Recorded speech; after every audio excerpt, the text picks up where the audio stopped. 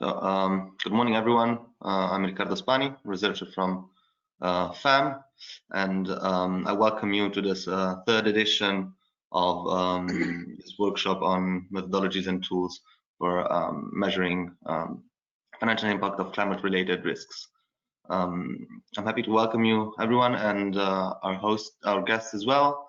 I'm leaving the floor to Professor Stefano Pareglio, who's the scientific coordinator of my research program. Stefano, please. Hi, thanks, Riccardo. Good morning, everyone. So let me begin by thanking all of you, also on behalf of Alessandro Lanza, Executive Director of Fondazione Eni Enrico Mattei, for participating in our online workshop, which has come now to its third annual edition. I'm Stefano Pareglio. As Riccardo said, I'm the scientific coordinator of FACTS research program, which focuses on the transition of firms and cities towards a low carbon and circular economy. Those of you who have already attended to our events know that within the RISCO network, we aim to promote the debate as this on the importance of assessing and disclosing climate-related risk and opportunities, with a particular focus on Italia-listed companies. This year, the RISCO research webinars and conferences have focused mainly on three topics. First, understanding if and how environmental or climate performance of companies affect their capital market value. Second, assessing the evolution of policy and regulatory framework, and especially the improvement of non-financial disclosure. Third, discussing methodologies aimed at measuring the financial impact of climate-related risk and opportunities. Today, we will focus on the third topic, obviously, understanding the financial impacts of climate at even more the climate business resilience is a key issue for both for planning in investments, long-term investment, and for pricing stocks on the markets. Nowadays, non-financial disclosure is the main instrument for companies to show investors how they are dealing with energy and climate transition. Hence, our aim is to provide useful insights on this topic whose relevance is confirmed by the growing interest that large companies such as MSCI, Willis Towers Watson, and Moody's, among others, have turned into ESG and climate advisor, such as Carbon Delta, Acclimatize, and 427. All these have been our guests in the previous edition of this workshop. I also believe that discussion like this one we have planned today are crucial if we want to accelerate the transition pathway following the progress of the European policy, the European Taxonomy, the low carbon benchmarks, the sustainability related disclosure in the financial sector services, the Green Deal, and with the European climate law, the Recovery Fund, Next Generation EU, to give you just some examples that you well know. Our event also brings different actors together, from those elaborating evaluation methodology for index, ratings, data provider, consulting companies, or academia, to those who will use these methodologies with different aim, companies and investor first. In this sense, these events are a good opportunity, we hope, to understand expectations, needs, to identify knowledge gaps, and to share experiences. So this morning, we are very, very honored of having with us some of the main experts on this topic. And I would like to personally thank each one of them for accepting our invitation and for being here today. So the workshop will be divided in two sections. During the first sessions, speakers will present cutting-edge methodologies and approaches able to evaluate the financial impact of climate change for companies, in line with the framework established by the Task Force on Climate-Related Financial Disclosures. And during the second session, asset and company managers and financial practitioners will participate in a roundtable chaired by Sabrina Bruno to discuss how this methodology might help aligning the supply side and the demand side of information. And then a Q&A session will be held at the end of the roundtable. So once again, I take this opportunity to thank all of you attending today's event, and to thank our partner, Saipem, A2A, Acea, Cattolica Assicurazioni, Assicurazioni Generali, Unipol, SAI, e Utilitari, who constantly support our dissemination activity. Now, it's time to leave the floor to Riccardo Spani, who will moderate the whole meeting, and first to Arianna Lovera from Forum della Finanza Sostenibile, who will kick off our workshop. Thank you very much. Okay, thank you very much, Stefano. I'm representing the Italian Sustainable Investment Forum, and we are very happy to host this webinar within the SRI Week, the Italian SRI Week.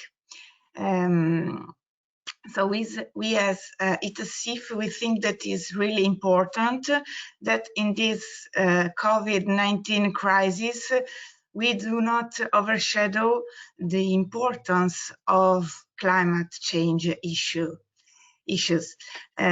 First of all, the different areas, the different dimensions of sustainability are strictly intertwined. So environmental, social, governance aspects, and also economic and financial issues, they are all interconnected. And in particular, health and environmental areas are interconnected.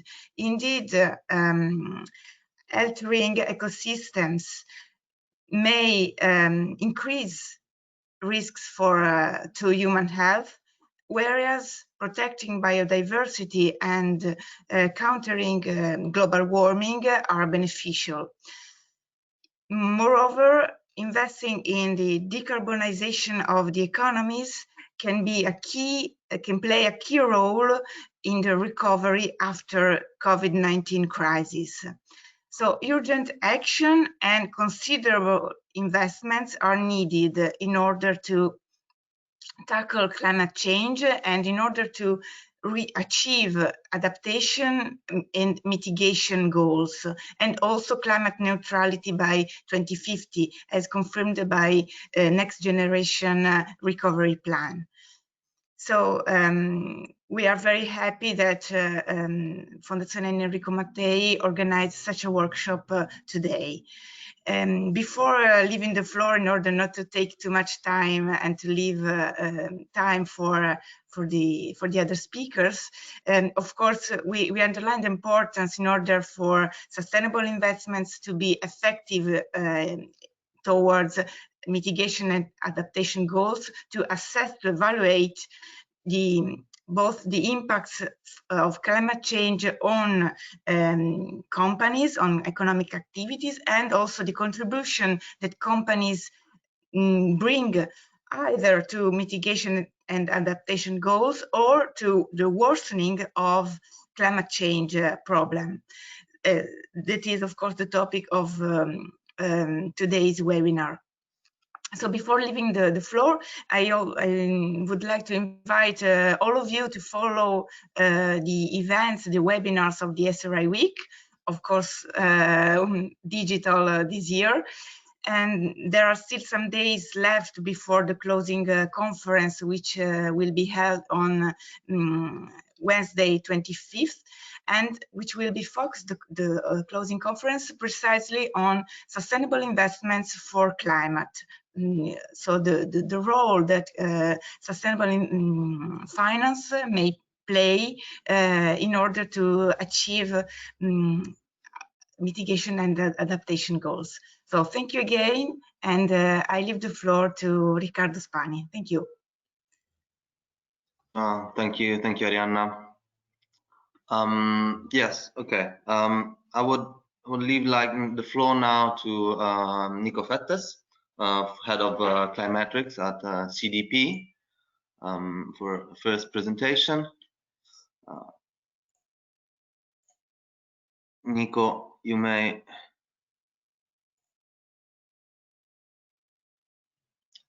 begin. You should be able to share your screen. Yes. Yeah, let me see how this works. Is this working now? Can you see slides? Yes, I can see the screen, your screen, yes. And the slides, okay, good. Yeah. Okay, great. So I will move through the slides myself. That's perfect. Yes, thanks very much, Ricardo and to FEM for the invitation. I'm really happy to be here.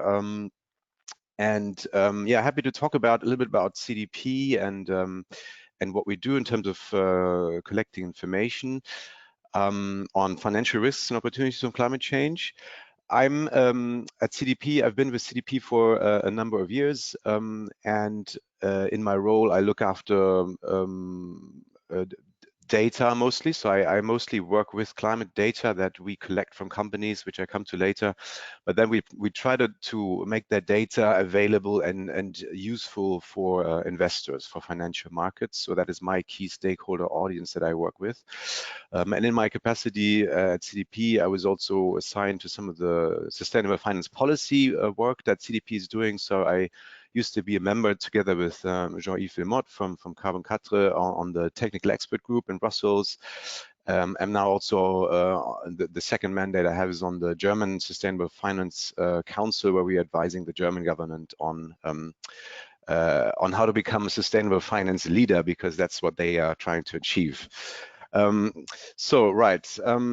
I wanted to give probably many of you on the computer attendees know CDP, but I just wanted to give a quick introduction still to what we do for those of you who don't know CDP. And then I wanted to give a little bit of an introduction into the type of data that we're looking at in terms of financial risks and opportunities. I have to admit, I don't normally present on this particular aspect of CDP's work, but it was, I think, the most useful data point that we have for the topic of this workshop today. So hopefully it's also useful for you. I'm trying to give you a bit of the perspective of what is disclosed by companies themselves on financial on financial risks from climate change and opportunities. So a little bit about CDP in general. So we are an NGO. We're operating globally. We are about 400 people globally, founded about 20 years ago. We actually do have our 20th anniversary this year. We were founded in London, but we have offices around the world. I'm based in Berlin, so we have 60 people here looking after European companies and investors, and then we have people in also in New York and emerging markets globally. In a very basic sense, you can think of CDP as a business-to-business NGO. We're trying to drive change through data and insights, but we are essentially a big data warehouse, which you can see on the slide in the middle. We are between companies and our authorities, and these authorities are, on the one hand, institutional investors, about 550 of them who are CDP investors signatories, and they give us a mandate. And the same mandate comes from large companies as well.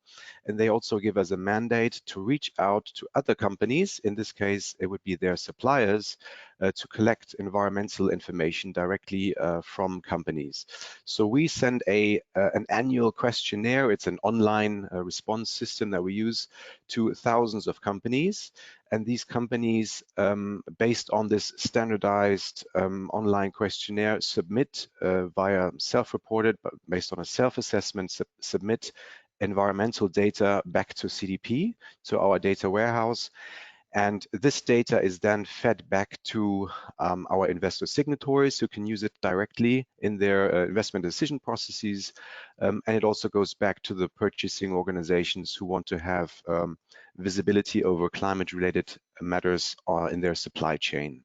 So this is how CDP essentially works, and we have the largest global database of self-reported environmental information covering climate change, water security, and deforestation-related issues.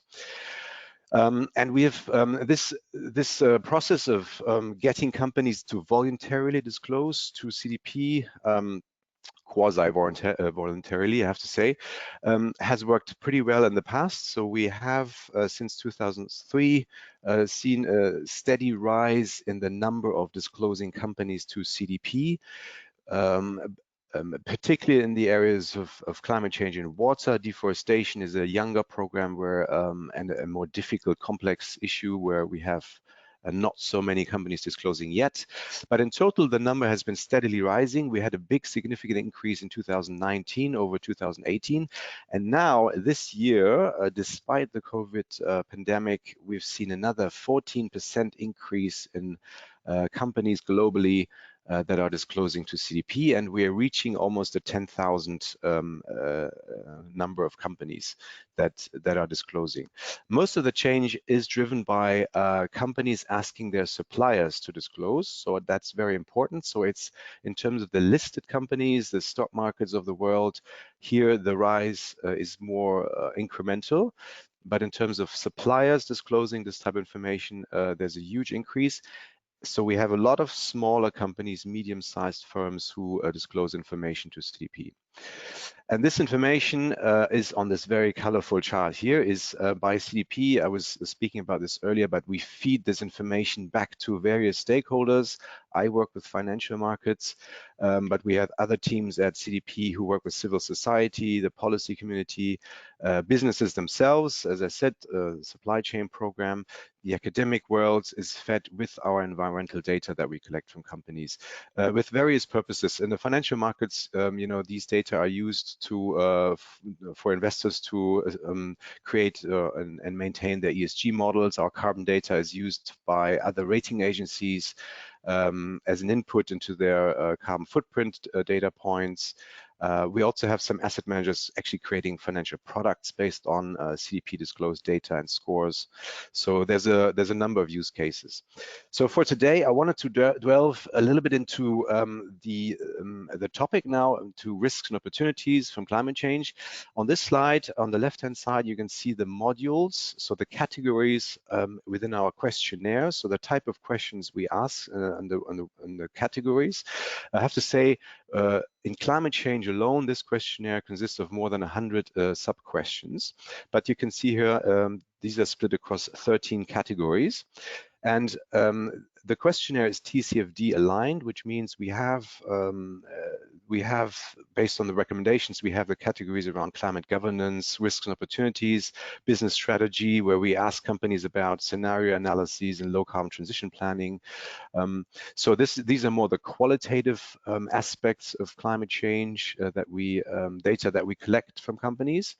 And then we have a large section and multiple sections. A large portion of the questionnaire is very quantitative. So we look at targets and performance against targets, so emission reduction targets, for example. And then this whole area of emissions accounting, GHG accounting, where we collect emissions data from companies, scope 1, 2, and 3, broken down by country, region, business activities. We have an energy section where we collect energy information from companies. We have a section on carbon pricing, verification, so to what degree is the information audited by third parties. So many aspects that you have heard of, but these are all integrated into the questionnaire. And then on the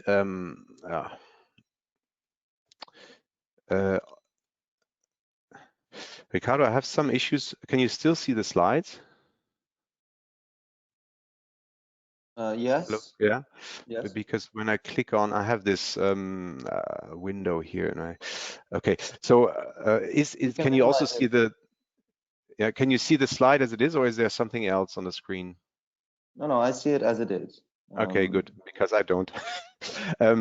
Okay, that's fine. So in terms of risks and opportunities, we collect data very granularly so the companies disclose to us, and this was done for the first time in 2018 with the implementation of TCFD recommendations.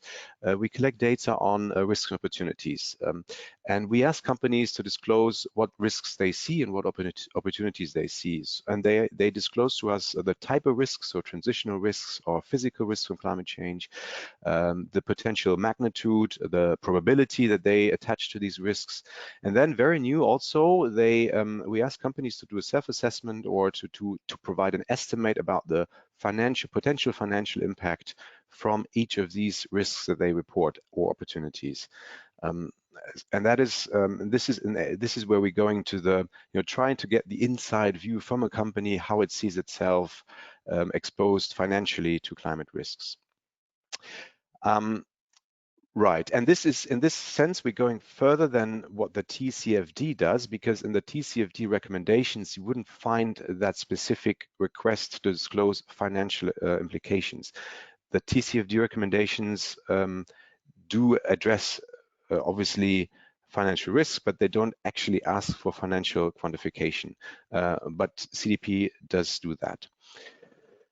So in 2019, based on this very new data that we collected from a 2018 reporting year, in 2019 we prepared a report, our climate change team, and for the first time we looked at this very specific aspect of risk and opportunity disclosure in our questionnaire, coming from at the time about 6,700 companies, and the report I will speak to about this report on the coming slides, but I can recommend it's a free online resource, so you can go. The link is attached to the slides here. You can have a look, and maybe you don't have to read the whole thing, but the key findings, which are 7 key findings, I think are quite interesting to read.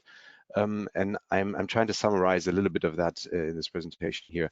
But the report does the analysis for the whole sample of 6,700 companies, but also does an extra analysis of the global 500, so 500 largest companies by market cap. And what we found, or what the team found when doing this analysis, that and this is shown on this chart, it's represented by the orange line, so on average about 53% of the companies disclosed a climate-related risk that had the potential of being significantly impacting the business. Yeah, so over half of the companies did report such a risk. And this slide shows you a breakdown by sector, and the dark purple bar chart shows you the total number of companies responding per sector, and the lighter purple shows you the numbers of companies in the sector that did report a significant potential risk. And you can see the blue line then is the average response rate per sector, and not very surprisingly, the number of companies in certain high impact sectors also disclosed most of the risks that could have a significant impact from a financial point of view, but also in the financial sector. So to the very far left, you can see that so many companies in the financial services sector did disclose this, which is kind of makes sense because they're lending money to many of the high impact businesses. Right. the report goes on. I mean, there's a million statistics in this report. I just picked a few because I thought they might be of interest for the audience today. But the primary risk drivers are shown on this slide here. So broken down between transition and physical risks. So I have to say, many more companies back in the time then disclosed transitional risks from climate change. So they had more and financial impacts from those rather than physical risks. So it might speak to the fact that physical risks are still very difficult to assess and to quantify. But you know, the key drivers that companies attached to financial risk from climate change were increased operating costs, and that is when you delve further into the data, that is mostly linked to risks attached to more stringent pricing of carbon emissions, and that is also a reflection of more carbon pricing regimes and more higher carbon prices in many jurisdictions worldwide. So that's one of the key transition risks that's being reported. On the physical risk side, many companies reported also potential reduced revenues from physical risks due to you know, risks to the operating to their own operating sites. Interesting here, they didn't so much look at the supply chain risk from physical from physical risks. So that's an area that the analysis revealed is not very much looked at by companies yet. There was a bit of the report also makes a bit of an excursion into stranded asset risks. Here we had quite a few, a number of companies reporting risks linked to stranded assets. Surprisingly, though, not so many companies in the fossil fuel sector reported risks to stranded assets to their business. Right, and then going on, you know, another breakdown here is this chart on the left-hand side shows you the breakdown per industry of financial impact, actual measured in billions of dollars, but broken down by industry. And here it was a bit surprising that the financial services sector actually did report the highest number of risks based on, you know, the total financial impact of these risks, whereas in the other sectors, you know, the actual financial impact that was reported was much lower. So you know, there's probably more research that needs to be done into this, but it shows that potentially the financial service sector has some of these risks, is better able to quantify them than the companies themselves. Could be one, you know, assumption behind this. Yeah, and then there's also by time horizon. So as I said earlier, we also asked the companies to specify these risks by time horizon.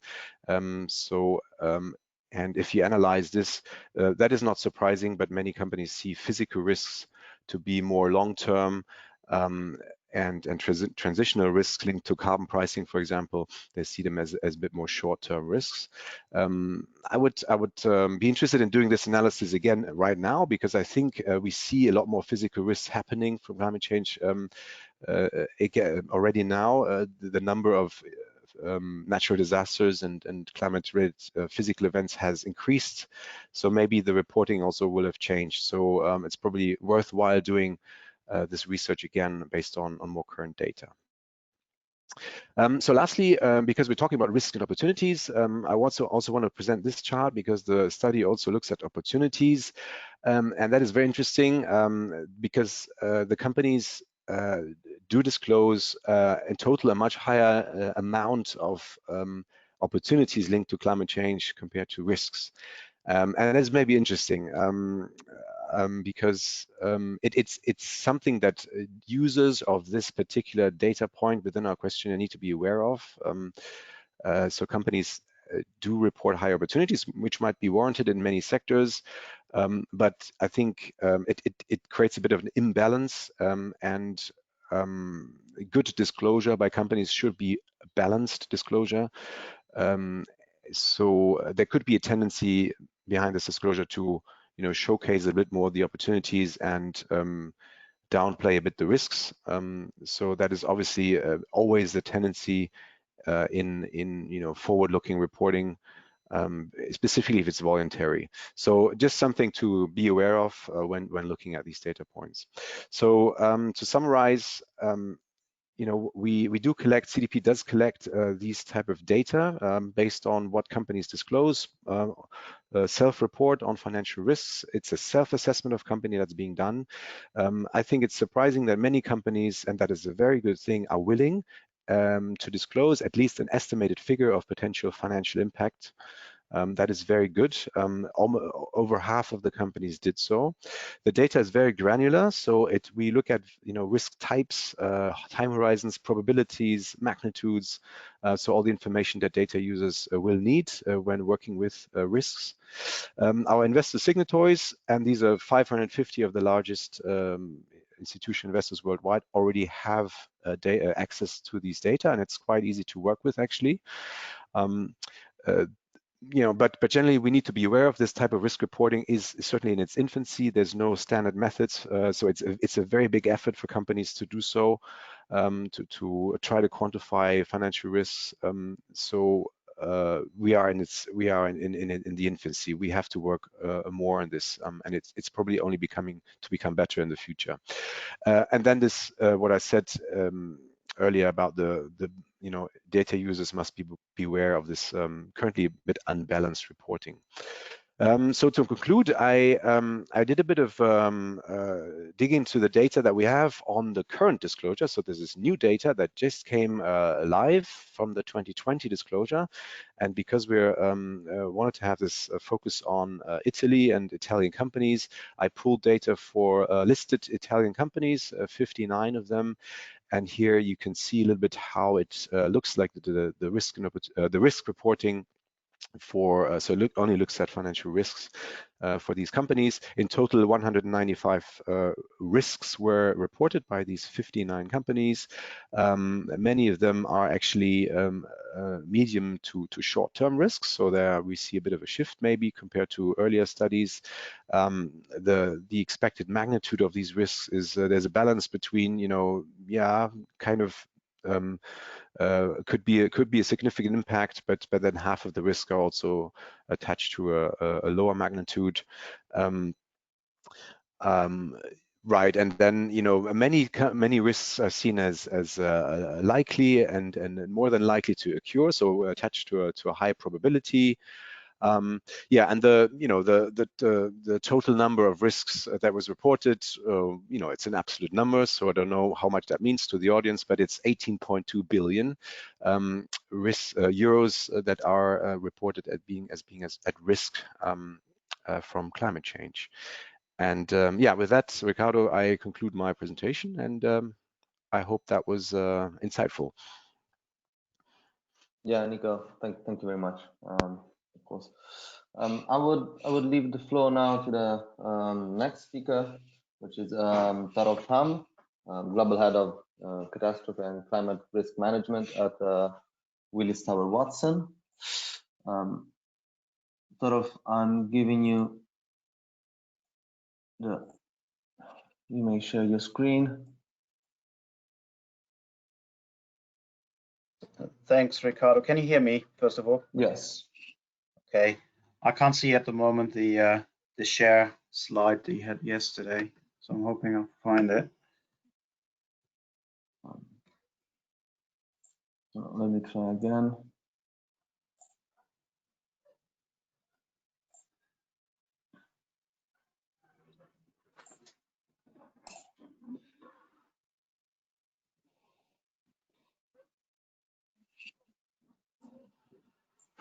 Otherwise, I can manage to. Yeah, that's fine. If that works better. I had earlier problems seeing actually the presentation from. Okay. So I'm just wondering whether there's a technical issue. Okay. Yes, I'll be your backup. Okay, I'll be. Yeah, I can see your screen, which is good. Which is a good thing. You can see my screen? Yeah. Okay. So. That's great. I'll try to share my webcam.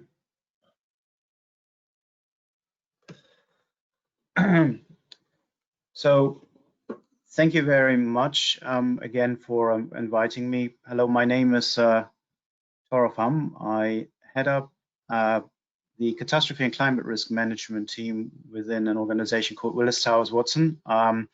Willis Towers Watson is a global risk advisory firm where we're looking after our clients' risks. So when I say clients, there are sectors such as the insurance companies, reinsurance, corporate clients. We have an arm that looks after investors, asset managers. So basically across the whole range of potential organizations and sectors.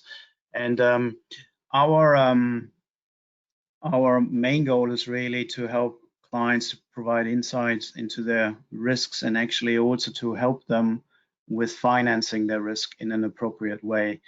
And the team that I'm heading up, and I joined Willis Towers Watson back in 2011, and my background is actually in the area of catastrophe risk modeling and engineering, is a team that is really a team of engineers, modelers, and data scientists. And it's in the space of trying to help clients to better understand catastrophe and climate risk. And over the last, well, I'd say since 2016, in fact, we have gone heavily involved in helping clients in understanding and quantifying the impact of climate change. And the timing is interesting because we had a real estate company back in 2016, before even the conversation on TCFD started, saying, well, we really want to understand climate change. And we were very well positioned to help with catastrophe risk. We were very well positioned in modeling catastrophe risk. So the insurance industry has experience over 30 years or so in trying to really quantify catastrophe risk. But what was different was that they wanted to understand the forward-looking lens, trying to understand what actually climate change means to their organization, and equally, what does climate change, what their organizations potentially might mean to climate change. And of course, that's a question they asked us with 1,000 questions. And for us, it was actually sort of the first one where we then started to think of, well, how can we actually do this? And so this presentation is now sort of looking now basically what we're doing these days with clients around us. So this has evolved over the years, and we're working with many client sectors, corporate clients in particular, sort of, I guess, my specialism in helping to quantify the financial impact of climate change, but equally working with insurers, financial institutions. We had questions around mortgages and what that might mean. So you just hearing me talking, you probably see that there are a lot of angles and a lot of issues, of course, with a massive challenge on how we can start to get our handle around the exam question of climate change. And so if we're now going to the next slide, I wanted to quickly sort of set the scene a little bit and how what we are seeing from a risk advisory perspective, climate change really where the context lies. And it aligns very closely, I guess, also with what we're hearing from TCFD. So TCFD, by the way, is by far the strongest driver why clients are now turning to us and asking us to work with them and trying to help them to understand and quantify these risks. And so I've broken down the aspects that we're seeing around climate change into these three buckets. Physical, which is of course the exposure, the exposure to physical climate change impact, which we can describe by the hazardness. So we have acute hazards like flood and wind, and more chronic hazards such as sea level rise and heat stress. And of course, the question around climate change is not just about the hazard change, but it's of course also around our exposure. So where assets are located, what their vulnerabilities are, what impact on infrastructures your climate change might have. And so there is already, even within the physical climate change arena, a lot of correlation between these aspects. Then we have the other area, which is transition risk. So, which I would classify very much in the sweet spot of TCFD.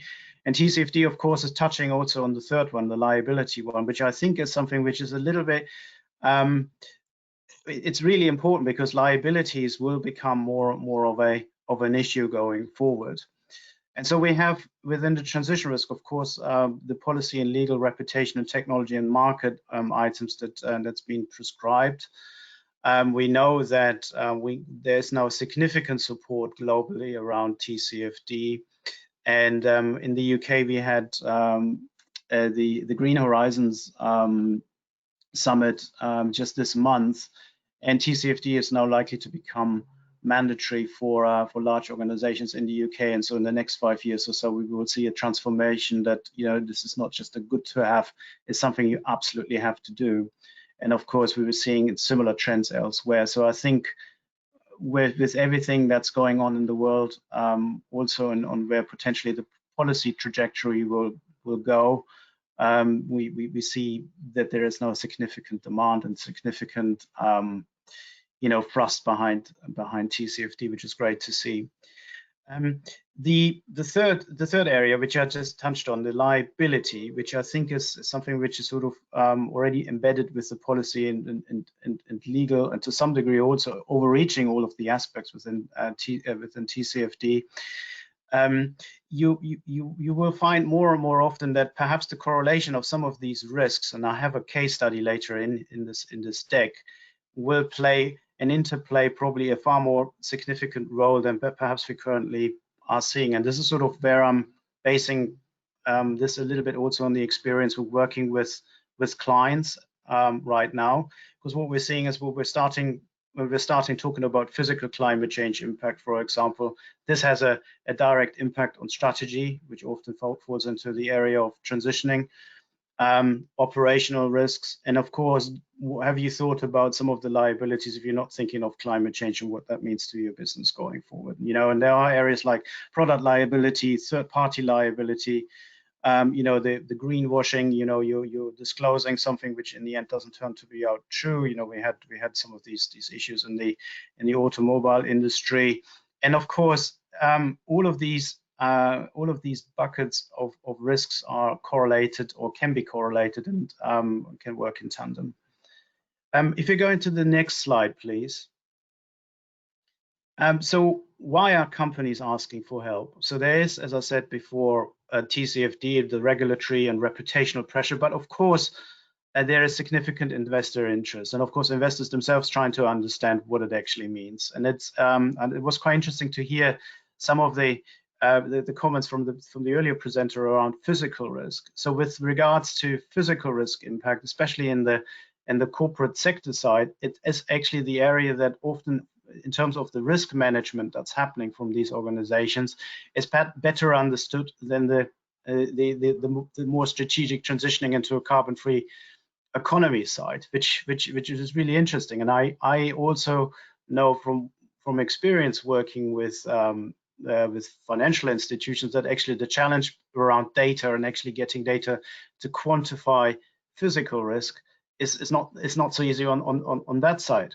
So what I already can see here, and I think this is perhaps something which is also a good discussion point, is that the need for data in order to quantify climate change impact in a meaningful way. There will be sectors that have stronger data sets, but how do you bring them together? And other sectors will struggle with some of the data sets that may be available in other sectors. So how can you start creating almost a network around this? So that's one of the challenges I just mentioned. So, but in terms of why clients are doing this and why they want to get a better handle now is, of course, many of the biggest investors in infrastructure are signed up to TCFD, and they require transparency around, you know, visibility of their exposures on climate change risk. And of course, TCFD talks about measuring, you know, climate change in a meaningful way and disclosing. And of course, if you want to do this, you need to deploy models. You need to start to find ways of measuring financial impact in a meaningful way. So what doesn't get measured doesn't get really done, and that's really, I think, the conundrum. If you don't have good data, you can't measure it. There's uncertainty on how you forecast the change impact to begin with. There's a lot of research in the community and in the academic community. You want to make sure you are start to get an understanding of what climate change means. So understanding the impact of climate change on an organization, of course, then enables more decision making, because you start to create a baseline, and you can therefore also remain competitive with peers who are perhaps also from a maturity perspective, maybe ahead or behind you. And so that's driving certainly many of the financial, of the private sector to move forward. And there's a positive reputational impact of disclosure, in particular in areas like, retail, when you are starting to look at your supply chain, your value chain, and how you just, make sure that you are becoming more environmentally sustainable going forward. And what we are hearing really from our clients is that everyone wants to do the right thing, but it's the means of getting there which everyone is struggling to. And I guess TCFD, and that's why we also endorse TCFD very heavily, provides almost a very good practice climate change and climate risk management framework. It is very pragmatic in its way it's been laid out, and we really endorse it. And we're using it basically as a framework to help our clients to get on top of the impact of and to understand the impact of climate change. So if you go into the next slide, please. So the climate change impact assessment, and it's probably not coming new to this audience, but it leans on the concept of scenario stress testing. But what we find when we're working with corporates and other sectors is that and there needs to be a meaningful approach. And I think we are still, as earlier also highlighted, in an infancy stage where we are understanding that there are potential scenarios that will happen in future, and they're all very likely. You have, for example, the representative concentration pathways that had been published by the IPCC, and then there are other social economic pathways that we could explore. But overall, really what we're finding is that it is really key for given business models and for given organizations to first of all define the time horizons, and to understand that there is an interaction between transition impact, which is very likely, well, has to happen really in the shorter term, and physical impact, which is probably playing out more in the medium and longer term, so many decades from now.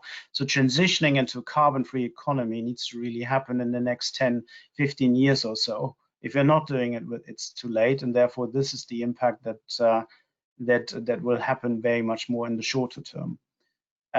And of course, we can paint a picture around what the world might look like with various scenarios, but you could take potentially more of a bookend approach, where you can start perhaps with the low carbon world, and that's often what we're advising to our clients, starting off, well, what's the best case? Was probably not the right word, the best case, because depending on what you're looking at transitioning, of course, there's a lot of impact happening in the next 10 years.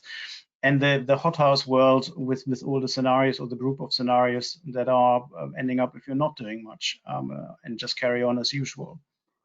And so interplaying the strategic time horizons that could be relevant for organizations, and also the scenarios that need to be chosen, is quite important in order to create a meaningful measurement of climate change impact, but equally also a meaningful assessment of how you then can transition in doing the right thing going forward.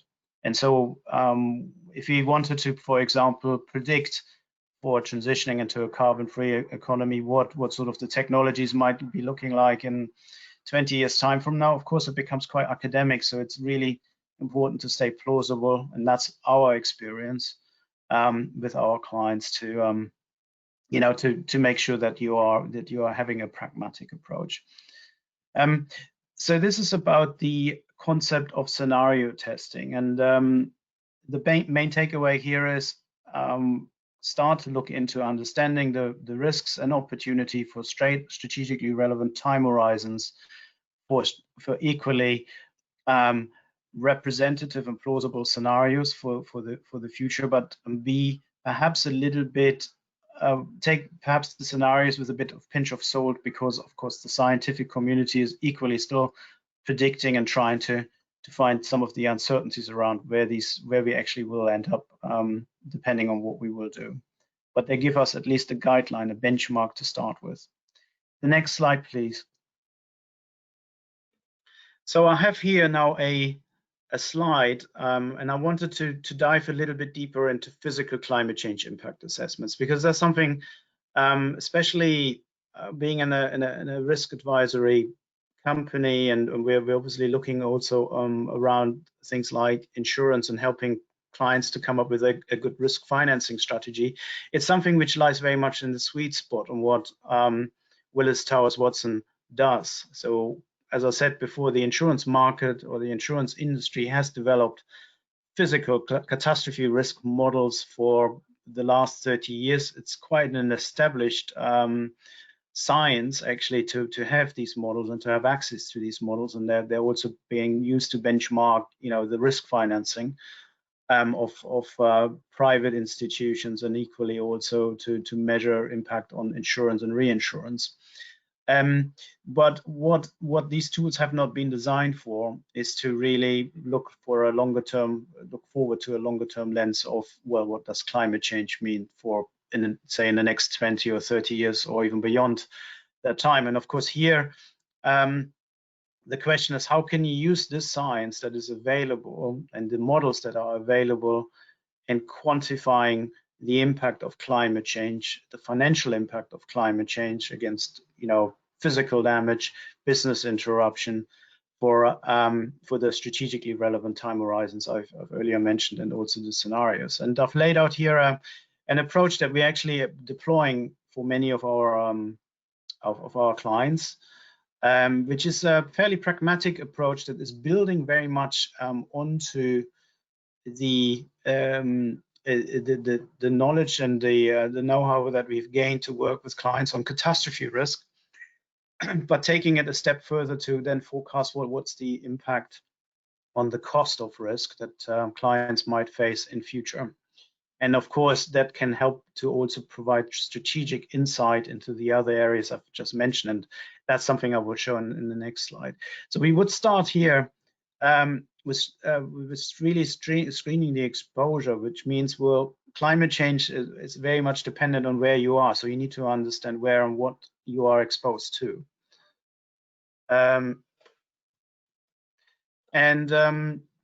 The other areas, of course, is estimate then the losses or the financial impact, which means we can deploy these catastrophe risk models I've mentioned earlier to quantify what we call the cost of the risk based on current climatic conditions. So for many assets in combination, not just in individual assets, we are able to forecast what the cost for all of these assets and combinations would be for, you know, average years or more severe but low likely years, where you see basically significant events happening and significant impact of climate change or climate risks could happen.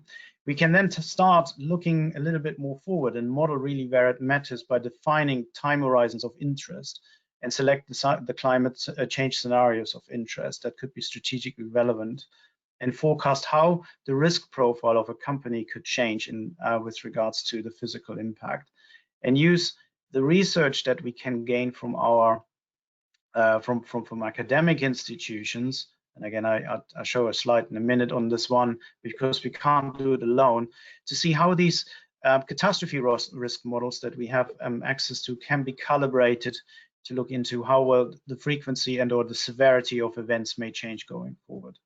And of course, therefore, estimate future losses that can be based on climate projections. And then most importantly, when we're seeing how the cost of the risk is changing over the course of time, to drill down into the portfolio, into the assets that are actually taking most of the risk within the portfolio, and for those assets to look into what could be done to mitigate the risk. And of course, what I said earlier is it could also be that, you know, you want to change the portfolio, the asset footprint, the number of locations, the type of assets in given regions, and to stress test almost in an analytical sandpit what that might look like. And that's when this sort of physical risk assessment would feed into some of the more strategic conversations around operational resilience in wake of climate change. So if, for example, investments would be made into new technologies, would these be resilient in terms of the physical impact of climate change? And climate change, as I said before, on the physical risk side, certainly it's not just about catastrophe risk, it's also about other risks like, for example, heat stress. So one of the questions we're often asked to help with is to, provide answers around operational resilience in terms of energy consumption costs. What does it mean when we're getting into areas of higher heat stress in some parts of the world, and what can you now do and how can you measure it? So there are many different aspects that feed into what we call physical climate risk. But I wanted to show this little guide here. So what we're currently doing, we have similar approaches and step guidelines around things like transition risk as well, which we are tackling with enterprise risk consulting techniques. And again, we have the advantage of having models available to quantify risk also with actuarial techniques to bring, this into a language of financial risk. So not just talking about where and what the exposures are, but actually to measure what is the financial impact. What is it actually, what is the cost of risk now and in future, and how is this likely going to change if you are doing certain measures against it? Next slide, please. So this slide is just highlighting, and I will not dwell too much on this one, that we should leverage the climate science to inform climate strategy. So we've created a network, for example, because we realized that if you're not having the insight from academic institutions and institutions that are heavily involved in research around climate, you are flying basically blind. So you need to have the insight of scientists and research in order to to get that view on what it actually means, so that you can start calibrating perhaps models that are available for current climate to see what it might mean for the future. And of course, validate and look at the models. And there's a lot of debate around the uncertainty of quantifying climate change. And certainly, I'd say we're still at the beginning of understanding really what it means. And that's equally another really important point where academia really needs to play such a vital role in helping us to get more robust insight for the exam question of climate change. Next slide, please. So what I said earlier, right at the start of the presentation, is that one thing that is really interesting is the interplay between the various, the various buckets of risk. And I mentioned earlier the piece around liability, and also the piece around physical risk, and that potentially there could be an interlinkage. So I've put here a plausible case study. In fact, we're working on a few of those where we're actually looking into, well, when we're, for example, looking at design of assets for clients, that they need to start building in safety factors to build in for climate change related impact on the physical risk side. So this is a case study which is plausible. It's not a real one, but it could be one that could happen, right? So you could imagine you have a firm that is building for an infrastructure firm a dam. It does all their good due diligence based on current climate, and of course, what can happen when you are having a big asset, a critical asset, infrastructure asset, that when you're looking at the design, you may not necessarily look very much forward in terms of how climate is going to change. So let's say there could be a case that local rainfall exceeds design specifications, or the other way, it doesn't rain in future anymore, which perhaps might be even more of an issue. But design hasn't taken into account some of the issues that are coming with the change in hazard. And of course, what may happen is, if you're not doing this, then and it's not being in the specifications, you make yourself vulnerable to potential failure in a future environment. And of course, once something goes wrong, what may well happen is that there is then a claim, and then everyone traces back the value chain on how it happened. And so it basically therefore falls back into the liability bracket I've described before. So you can have these situations where, for example, from a risk financing perspective, there is a question around third-party liability. How much you're liable if something goes wrong, if you're building a large infrastructure, and this then failing simply because you haven't thought forward in terms of some of the scenarios that may happen in future. And starting to build and think along those lines is something we're seeing many of the corporate clients that we're working with also in the space of energy and infrastructure to consider right now. So that's, I think, quite interesting, because it is actually not something that's happening far in the future. One needs to start thinking about some of these aspects now. And that's more on the physical risk side. And of course, when we're talking now about the other aspects of transitioning into a carbon-free economy, there are, of course, many upsides as well, which is not something I've mentioned. You have talked a lot about downside, but equally, what we're finding is also actually in the downside that there are opportunities, because you can strengthen resiliency if you are starting to proactively mitigate and invest into mitigation measures. Next slide, please. So I guess the key benefits from an analytically and subject matter expert-driven approach to assess climate change is really that you can start to work with the analytics that are already available, and working with the academia to form views that what is actually driving the climate risk, with focus on expected future climate change and impact and exposure. You can quantify the financial risk, so that's something we're doing. This is not something which is in the future or it's not possible. It's something that has been already in the space of insurance, actually a science that's been very well adopted. And I think it's important that sectors that are not aware of it start to lean on some of the expertise that's already out there. So quantifying financial risk and opportunities associated with climate change. You can increase the climate change resiliency, as I said before, with targeted mitigation actions, bearing in mind what is likely to come depending on the scenarios that one looks into. You can inform disclosure. You can enhance informed disclosures by doing so. You can actually demonstrate. You can measure the impact of financial impact of climate change, bring it back to a metric of measurable costs of investment and return on investment, and start to create a baseline to move forward. And therefore, building a robust analytical framework around annual disclosures is absolutely essential. What doesn't get measured doesn't get done. You can just identify the implementation of strategic opportunities relating to climate change, which equally, as I said before, there's not only downside, there could be significant opportunity once you start measuring risk and then an impact of climate change, and base the actions on the analytical framework, so that you can be tailored and you can start to really target and measure what the changes that you're planning to do, what will that mean for your organization. Okay, that's that slide. Thank you. Next slide, and I think that's the last slide I have.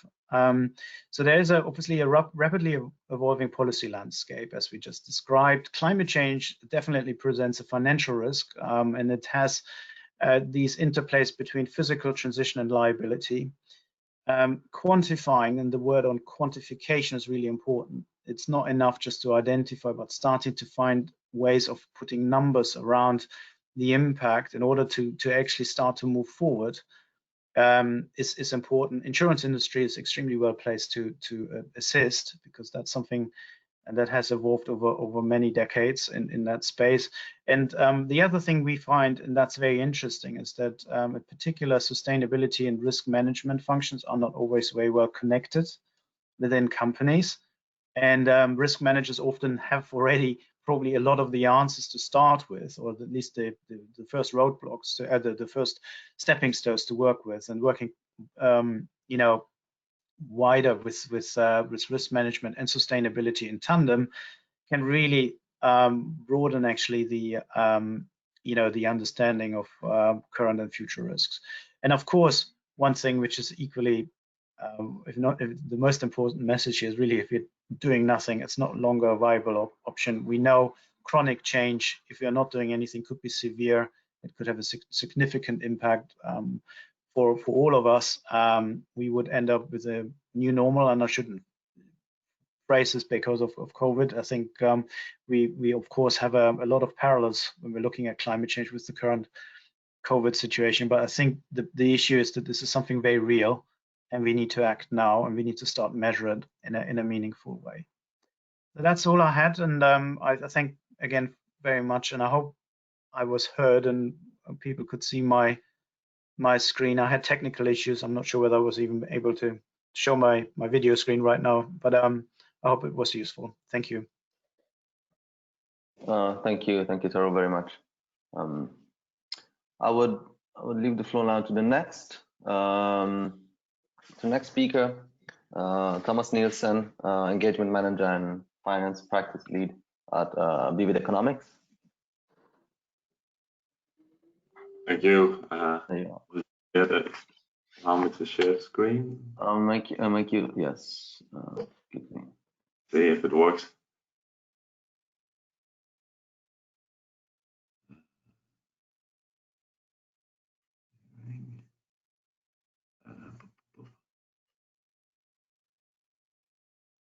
Can you see my screen now? No. No, not yet. Okay, and then yes. Does that help? That's yes. good. Yes. And does this help now? Can you see your presentation? Yes. No. Yes. Magic. We're working. Thank you so much. Thanks for handing over. So my name is Thomas Nielsen. I come from Vivid Economics, but the specific part of Vivid Economics I represent is called metrics. It's basically our approach to measuring and acting upon climate risks. What I hope to talk you through today is our model for going from scenarios all the way to financial implications. First of all, thanks for Nico and Toro for sort of setting the scene. So I will maybe jump over some of the material because you've already highlighted that how TCFD has moved a lot of the debate. In terms of what the next things I would like to do is just give you a very brief overview of what we do as a company and what our history is, because I think that's useful context for understanding how the financial assessment of climate risks has developed. So Vivid Economics started more than 10 years ago doing financial risk assessment of climate regulation for individual corporates. And our first clients were really oil and gas companies, utilities, heavy industry, who could see that some regulation was starting to affect how their revenues or their costs. And those tools gradually became more and more widespread in what we would call the exposed sectors. And then with the TCFD, but actually also with broader investor engagement on ESG, it became similar tools that investors were interested in using. And what we then started doing was we basically started aggregating all this strategic advice we had done for individual companies and aggregating up so we could cover full investment universe. And today we are seeing sort of I would almost say the third wave of this, which is first corporates started, then investors started. Now you're seeing a lot of regulators pushing for banks and insurance companies to do stress testing exercises at a much more organized scale than what we've seen in the past. And you're seeing a very ambitious efforts by the Bank of England, for example, on asking banks to quantify and stress test their lending on exposures to climate risks. We have sort of been on that journey with our changing client group, and we still help with strategic advisory of individual companies. We do risk assessment for both investors and banks, and we also help in the external engagement. Our history, if you take us as a company, we started out and are still very much economists. So we are not data collectors as such. We think more about how do the shocks materialize and how these play out in economic systems, looking at how has regulation or changes in physical environment affected the performance, the revenue and cost of companies over time. And that is the same fundamental principle we apply to climate risk, which is we need to go from a scenario to some dollar impact. And that's what I hope to talk through. Okay, now let's look a little bit just very fundamentally of the nature of climate risks. So of course, it has been mentioned on both by Nico and Toro that there are physical risks and there are transition risks. And a simple way of thinking about the physical risk is, of course, temperatures rise, and associated with temperature rising, there is a lot of derived impacts, such as more extreme weather events, potentially higher heat leads to lower land productivity, lower labor productivity, that type of impact. The second thing is, of course, transition risk, which is if we are to avoid some of these extreme temperature increases, we need to quite dramatically change the economic systems and the regulatory environment in which firms operate. This could, for example, involve carbon. A key thing is the horizons of these two risks. And so you will notice that I've done a little trick here that on one axis, on the physical, it goes to 2020 to 100. And another one on transition goes from 2020 to 2050. And this is a very key point. Transition risk have the potential to materialize in very, very short horizons. Physical risks, it's correct that we are already seeing changes, impacts of the physical environment. But regardless of what we do, we are already bought into a similar trajectory out to 2040 or that time, after which we see, of course, very big divergence. This thing about the timing of impacts is important from a financial quantification perspective, because conventional financial modeling techniques, which we will also use today and talk a bit about today, such as discounted cash flow modeling, the timing of shocks is a really, really key thing. Now, the second thing I would like to take away from this chart is the magnitude of these changes, because it was mentioned both by Nico and Toro that these are very, very big shocks that we're looking at, shocks that we have never seen before, and therefore it will have significant impacts on the revenues and costs of companies that you might invest in, that you might represent. The temperature is a no-brainer. Like if we get to 4 degrees warming, which is the no-action scenario from the hot house scenario, from the NDFS scenarios, that's of course a very different world from today. But even if you look at something like carbon pricing, the implied carbon pricing that many of these scenarios deem necessary are many, many times the carbon prices that we've seen in any regulated market today. So the EU ETS is probably the most regulated market. It's only a part of the European industrial sector that's covered by it. And this was the EU ETS price 01, 08, 2020, and you can see that we have many, many multipliers of this. It needs to be applied across the economy. These two changes will not only have impact on, of course, the tax burden or the physical environment you operate in, for investors, the companies you invest in, it will also have derived impacts. We'll talk a bit about that in a second. I would encourage you to have a look at the NDFS scenarios. I don't think we should talk a lot about that because that sets the scene. Now, some of the derived impacts of this is, of course, that it will affect a lot of the investable sectors you operate in. Now, fossil fuel sectors, you will see an acceleration in the peak of oil and gas demands. I appreciate that right now we're seeing peak oil and gas demand, it feels like during COVID, but assuming that the world returns to normal operations, we will see peak oil and gas demands early and increased electrification with renewable generation. We'll see transformation of the transport sector, going from internal combustion engine vehicles and really a monofuel transport sector where oil has dominated, to a rapid deployment of ultra-low emission vehicles, but also across the transport sector. That will affect both companies that operate in those segments, but also manufacturers of the equipment for these sectors. We see higher energy costs for inefficient firms and homes. This can jeopardize the creditworthiness of mortgage holders who have very big refurbishment tasks to do. For example, they might need to change an oil heating system to an electric heating system. There will be a significant uptake in clean tech technology. That's what we see jointly across transitions. Now, this is not something that is we have invented, and there are a number of regulators and interest groups who are, of course, pushing this and have been pushing this agenda very actively. The United Kingdom, where we are based, has pushed very aggressively since 2019. especially around stress testing and mandatory TCFD disclosure. But there are international trends at play here as well, which move way beyond the UK. You're seeing stress testing exercises in the Netherlands, in France, North America as well. These types of stress testing exercises do require participants to go from scenarios to financial implications. Now, at the heart of all of this is scenario analysis, and it was touched upon by both Nico and Toro that the future is fundamentally uncertain. And it's uncertain both about what is the level of policy stringency, what technologies are going to be available, what countries will move at what time. Therefore, in this, faced by this fundamental uncertainty and the lack of history, which is very important, we're drawing on scenario analysis.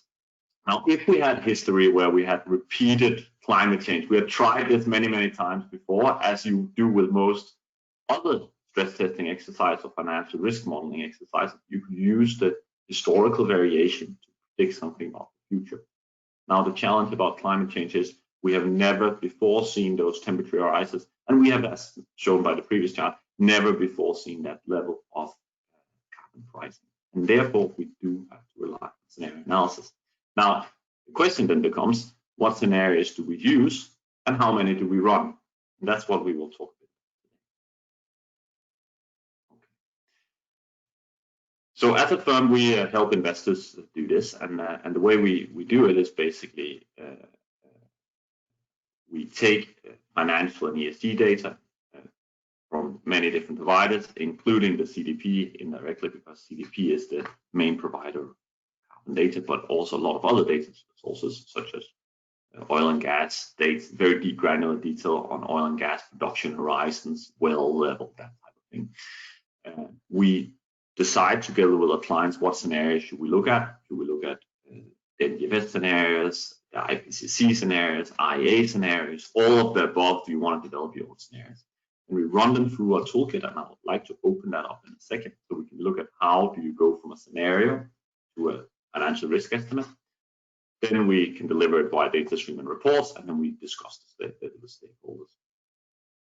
It's being used already, of course, by strategic decision-making, strategy and decision-making, portfolio benchmark selection, targeted investee engagement. So if you identify a company which is, has some specific risk factor, you can use that to talk with the company around those risk factors, whether they have a strategy in place to mitigate them, and of course to facilitate TCFD and regulatory. Now, what I would like to look at next is, let's zoom in on that middle bubble. So basically, how do you take financial and ESG data combined with scenarios to model financial implications for specific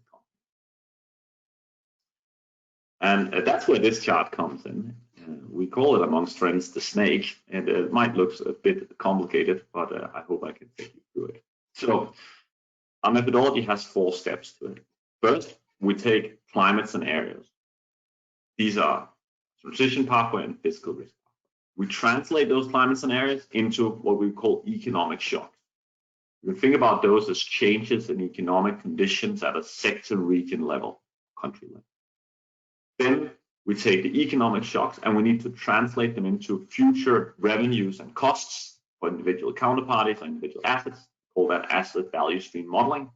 And then finally, when you have an outlook on what happens to future earnings through revenues and costs, you can model the financial implications depending on the instrument that sits on top of it. If it's an equity, it's a DCF setup. If it's a debt instrument, it's a default risk modeling setup.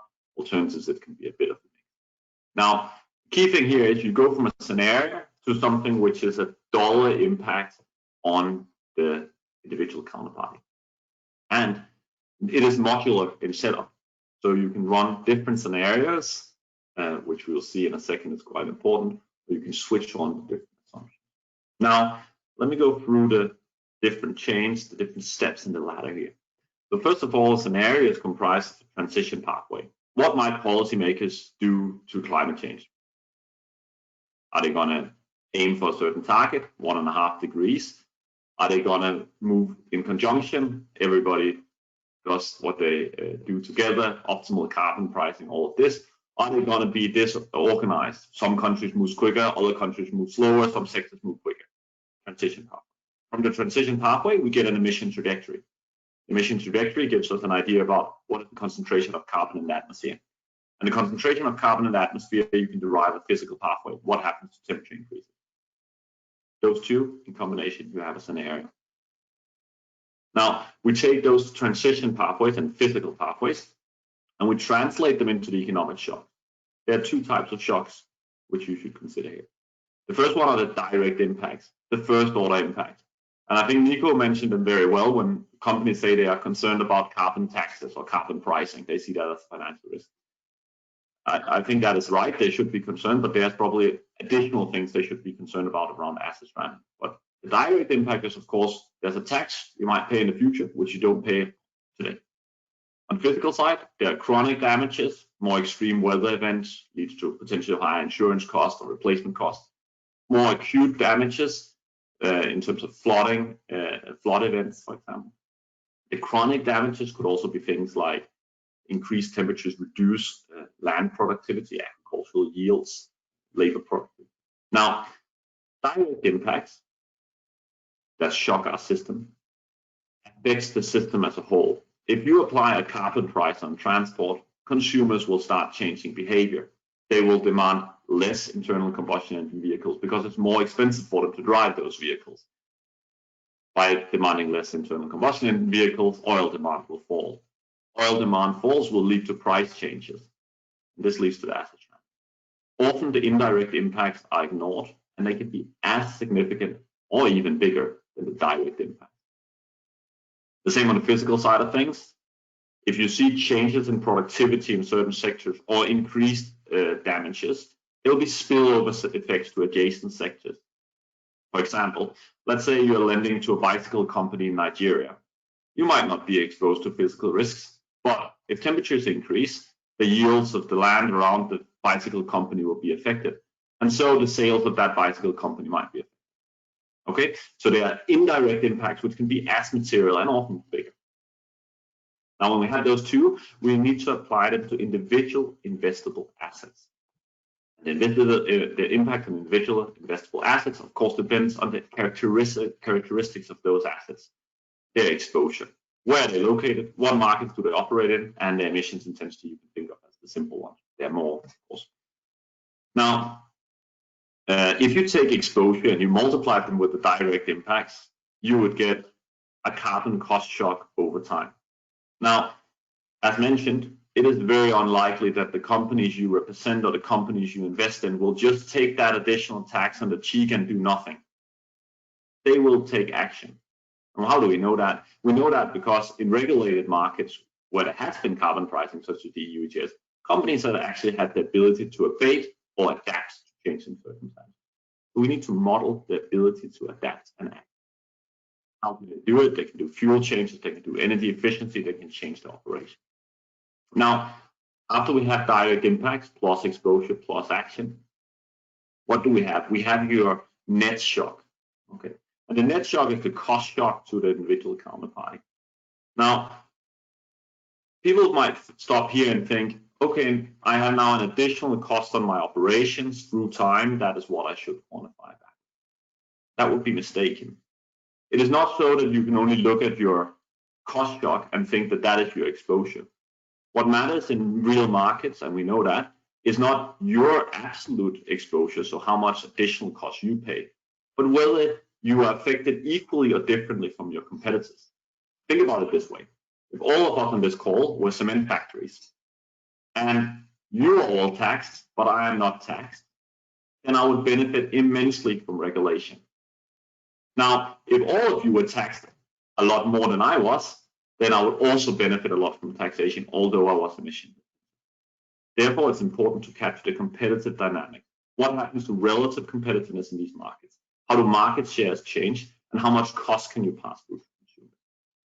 When you're at the end of step 1, 2, and 3, you have an earnings outlook for a company. And this earnings outlook for the company is what we need to translate into a market value impairment from adjusting the expectations or a change in default risk.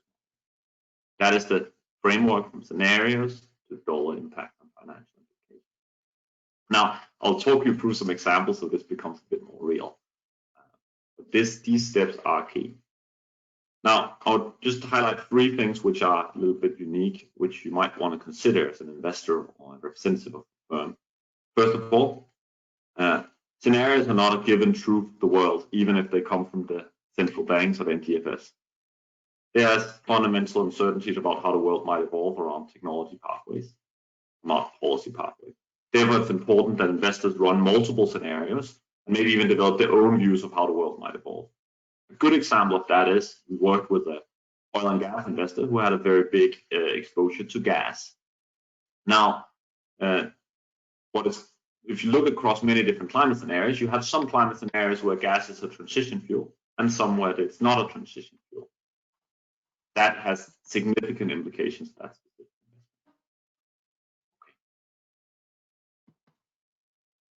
I would like to change to the next one. Let me see that one. There we go.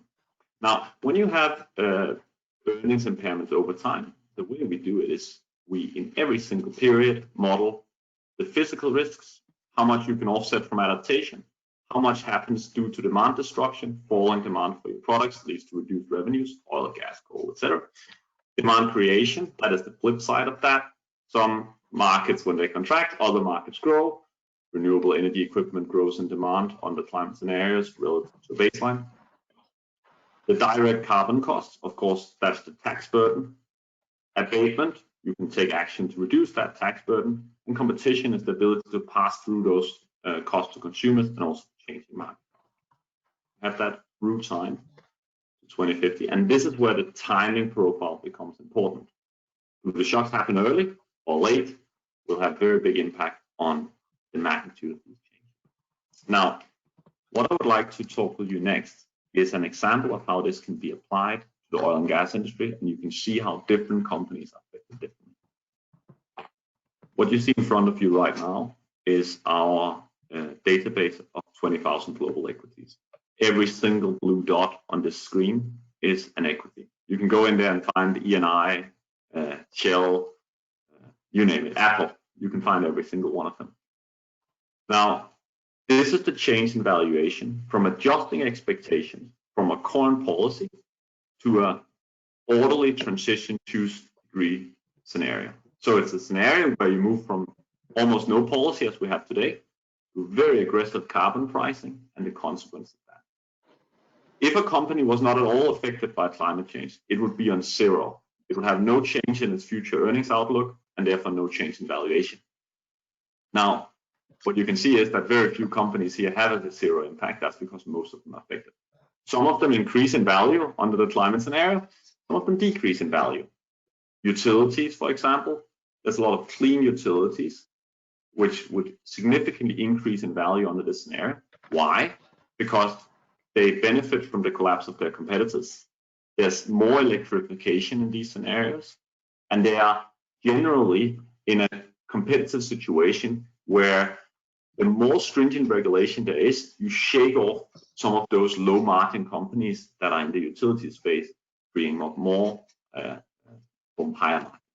Now, we should not talk about utilities, industrials, or base metal mining, but you can see that there is significant variation, and this is useful for investors who don't want to divest completely from a sector, but want to identify the relative winners and losers. I'd like to focus on oil and gas. You see, oil and gas industry here has about a 46% value impairment. And the main driver for that is the contraction in oil and gas demand through time relative to the baseline. So this earlier peak in oil and gas demand. An earlier peak in demand, because the supply curve for oil and gas is very steep, leads to very significant price drops in oil and gas prices. That's also what you've seen in COVID, because the supply curve for oil and gas is some reserves are very cheap and then some reserves are very expensive. That means that you don't need that big quantity contractions to see very, very big price contractions. Now, let's look at this in a bit more detail. Now, what you see here is for the oil and gas E&P sector, the impact under this 2-degree scenario. You can see that the physical risk, there are some physical risks because temperatures are increasing and that leads to more extreme flood and more extreme weather events, but they're relatively modest because we are, after all, in a 2-degree scenario. You can offset some of those with with adaptation. But the key thing to look at here is this big demand destruction pillar. And that is because of the falling demand in oil and gas through time. Most oil and gas E&P companies have some activities in low carbon technologies. You see that with companies Shell or BP who have made bets in either solar or offshore wind. That can offset some of it, but the companies as they are structured today, with the asset base they have today and the revenues they have today, that is completely dwarfed by the oil and gas revenues. If you look at the cost component, so this is around the pricing of carbon costs directly related to the operations, there's quite a significant tax burden there, about 25 percentage points. A proportion of that could be offset by abatement, and a significant proportion of that can be passed through to consumers. Now, what that suggests is that it's not the carbon pricing of oil and gas E&P activities that is a danger for the companies, because that can most likely be passed through to consumers. It is the changing demand patterns for their product.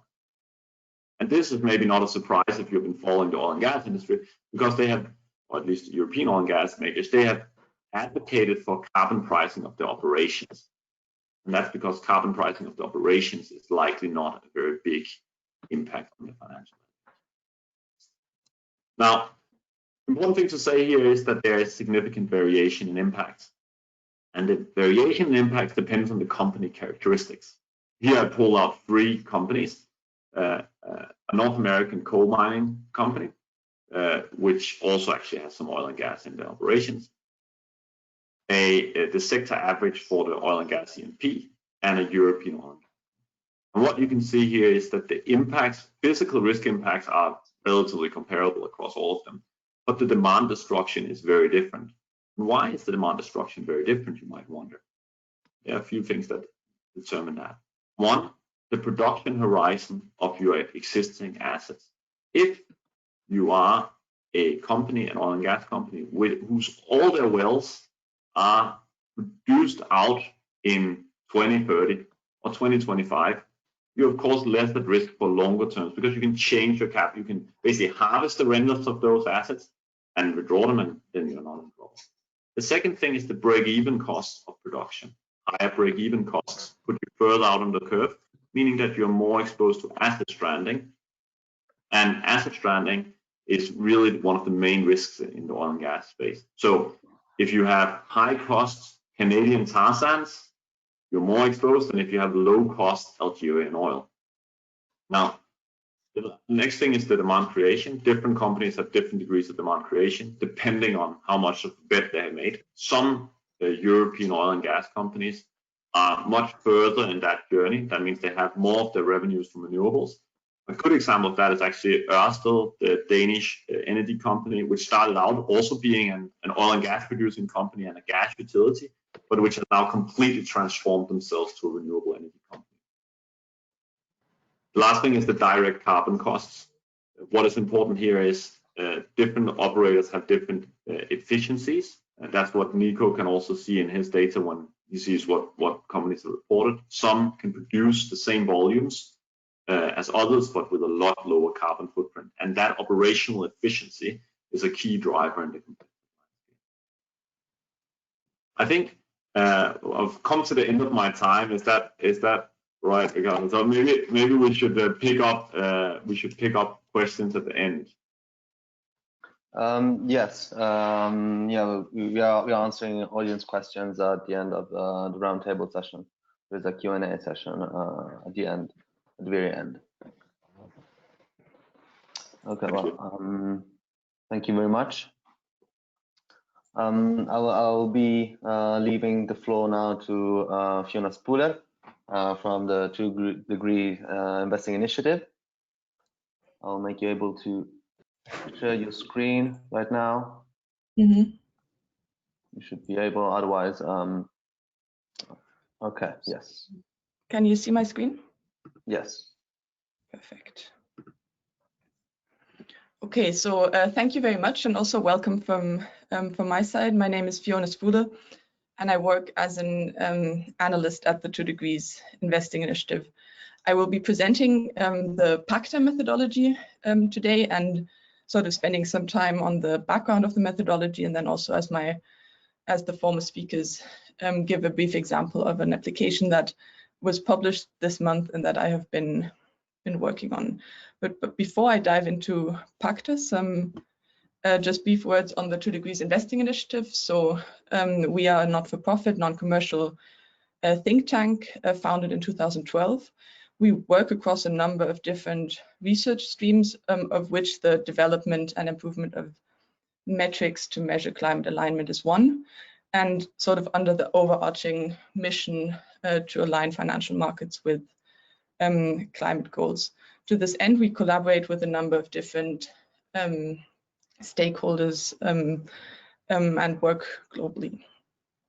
So the 2 Degrees Investing Initiative developed the PACTA methodology, and what PACTA is a free and open source methodology and software to assess the alignment of financial portfolios with climate goals. So what does free and open source mean? This means that there's a software tool published on our website, transitionmonitor.com, which is free to use to assess the alignment of your portfolio. And there's also the underlying R code published under an open source license.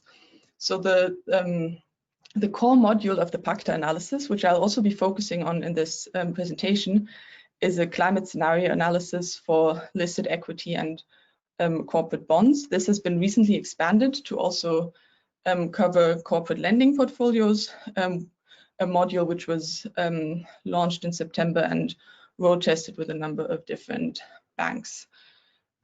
This alignment tool, which is usable through this online software, has been taken up by a large number of financial institutions, and 2 Degrees also works on different projects, collaborating with financial supervisors, but also governments. Sort of to be clear and link what PACTA is doing to what the previous speakers presented, what I will be presenting is a methodology to measure the alignment of portfolios. This can be, and this is, PACTA provides an approach that can then be expanded in different directions, that can be expanded to a stress test, which was developed by 2 Degrees in collaboration with the Bank of England, but also kind of expanding it into a more impact direction, so assessing the impact of different climate strategies that investors might have. So focusing on the core PACTA methodology for now, this analysis answers 3 questions. So 1, what is the current exposure of the portfolio to climate relevant sectors and technologies? The second is what are the 5-year production plans that this portfolio is invested in, aligned with energy transition scenarios that meet a certain temperature target or meet the goals of the Paris Climate Agreement? And then sort of on a more granular level, what company level results in the portfolio are driving this alignment. Before I go into detail into the methodology, just a quick sort of overview of what this assessment is based on. So this is based on a combination of the portfolio input by financial institutions, physical assets in the real economy, and energy transition scenarios from various sources, as also previously presented. Some words on where some principles and where this data is coming from. So this is where PACTA uses physical asset level data. And in 9 climate relevant sectors, we currently cover more than 40,000 companies. This is data obtained from third-party data providers in those different sectors. For each of those assets that we cover, we have forward-looking data, which means the planned production of those assets for the next 5 years. And the output of this, or the metrics that the PACTA analysis outputs, are sector and technology specific indicators. So maybe as a difference to previous speakers, this is not yet a sort of financial loss, but a real economy indicator. So I briefly mentioned that PACTA covers 9 climate relevant sectors.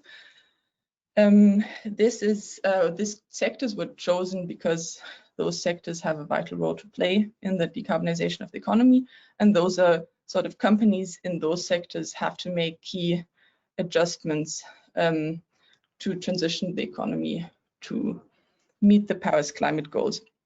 In a typical portfolio, these sectors make up 10 to 15% of the asset value, but a much larger share depending on the portfolio of emissions associated with this portfolio.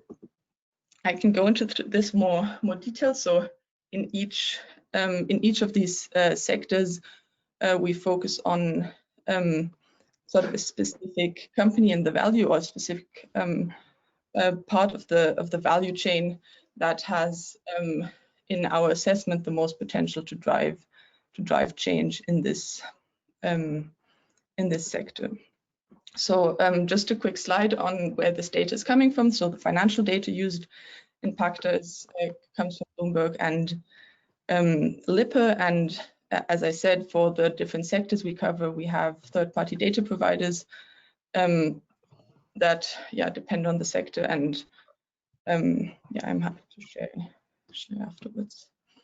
In terms of coverage, we see that in different sectors, the gray box represents the sort of global benchmark of capacity or production in that sector. In lighter blue, the asset level data that PACTA uses in its database, and then in darker blue, the data that can be mapped to financial securities.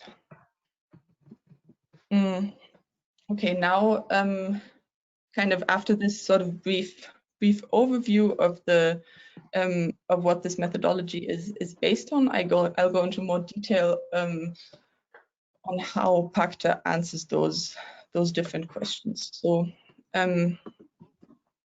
if you look at the exposure to climate relevant sectors, we take the portfolio data provided and map it to company and financial data. This allows us, for one, to recreate the ownership structures of the different assets, and also to classify those companies in different into the climate relevant sectors. In this first step, this is done via the BICS classification.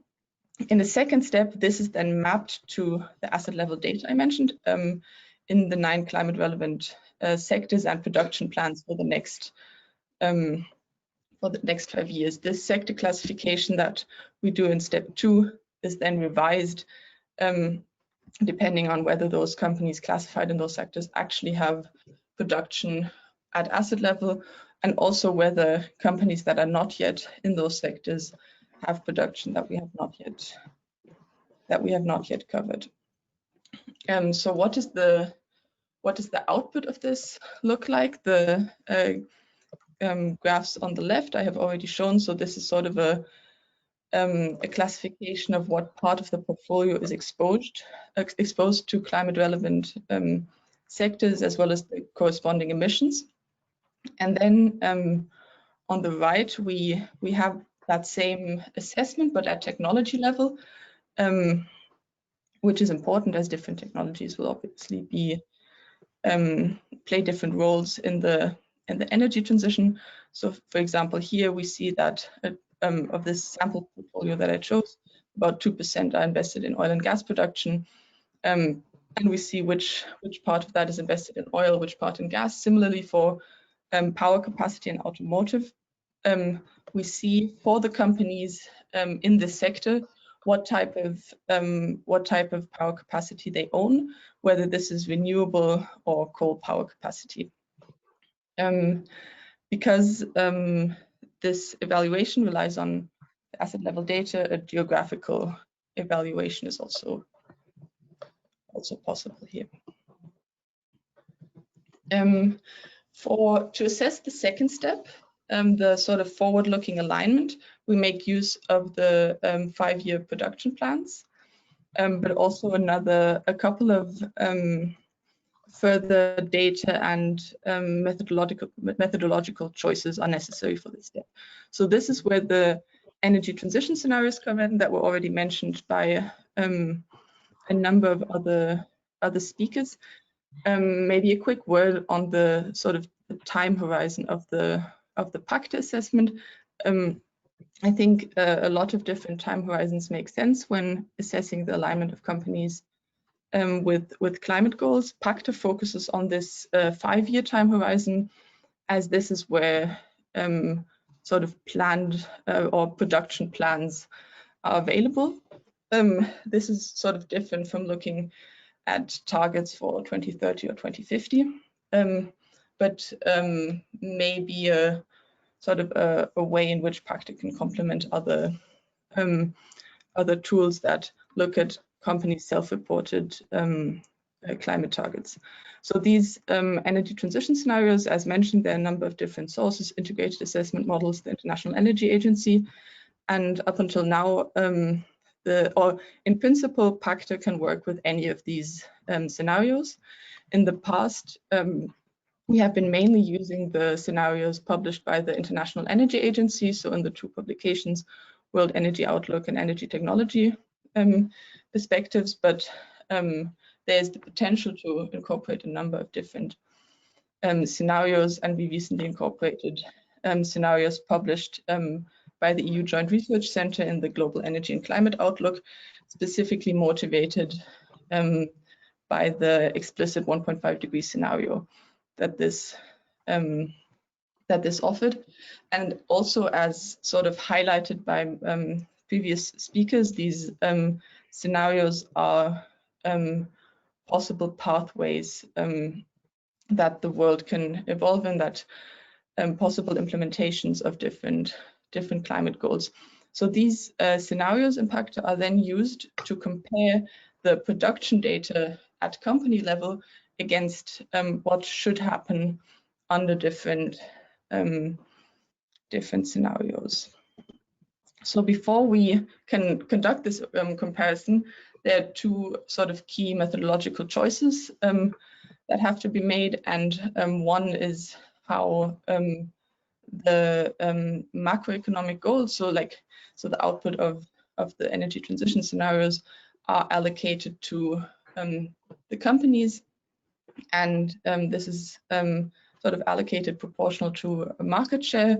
And there's a slight difference here between high carbon and low carbon technologies that the PACTA analysis makes. So in low carbon technologies, we look at the market share in the sector, whereas for high carbon technologies, we only look at the technology. This makes sense because, I mean, a company that only has renewable capacity cannot be expected to retire their coal power, their non-existent coal power. The second choice that has to be made is sort of how to allocate this company level activity to the financial instrument. And of course, one could take an unweighted approach here and just look at all the companies that are in a portfolio. What are they doing? How are their production plans compared to different climate scenarios?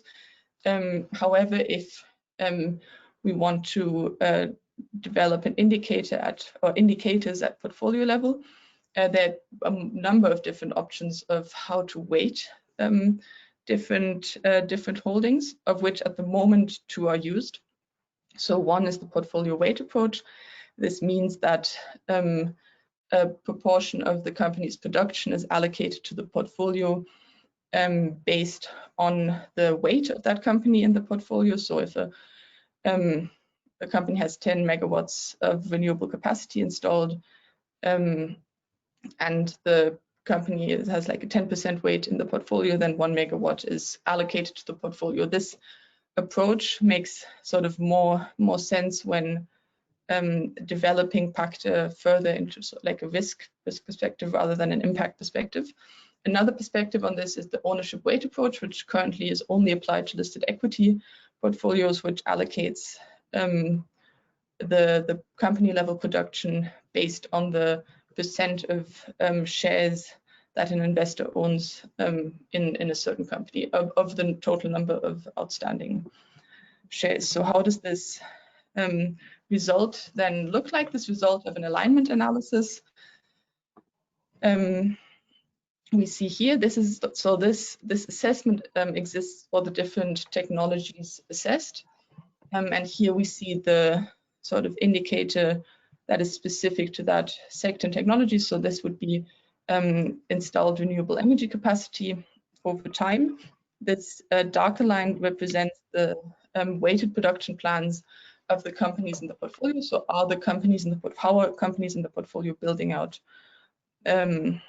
renewables? This is then compared to different market indices to benchmark sort of how a specific investor is doing on this, and compared to the build out necessary under different energy transition scenarios.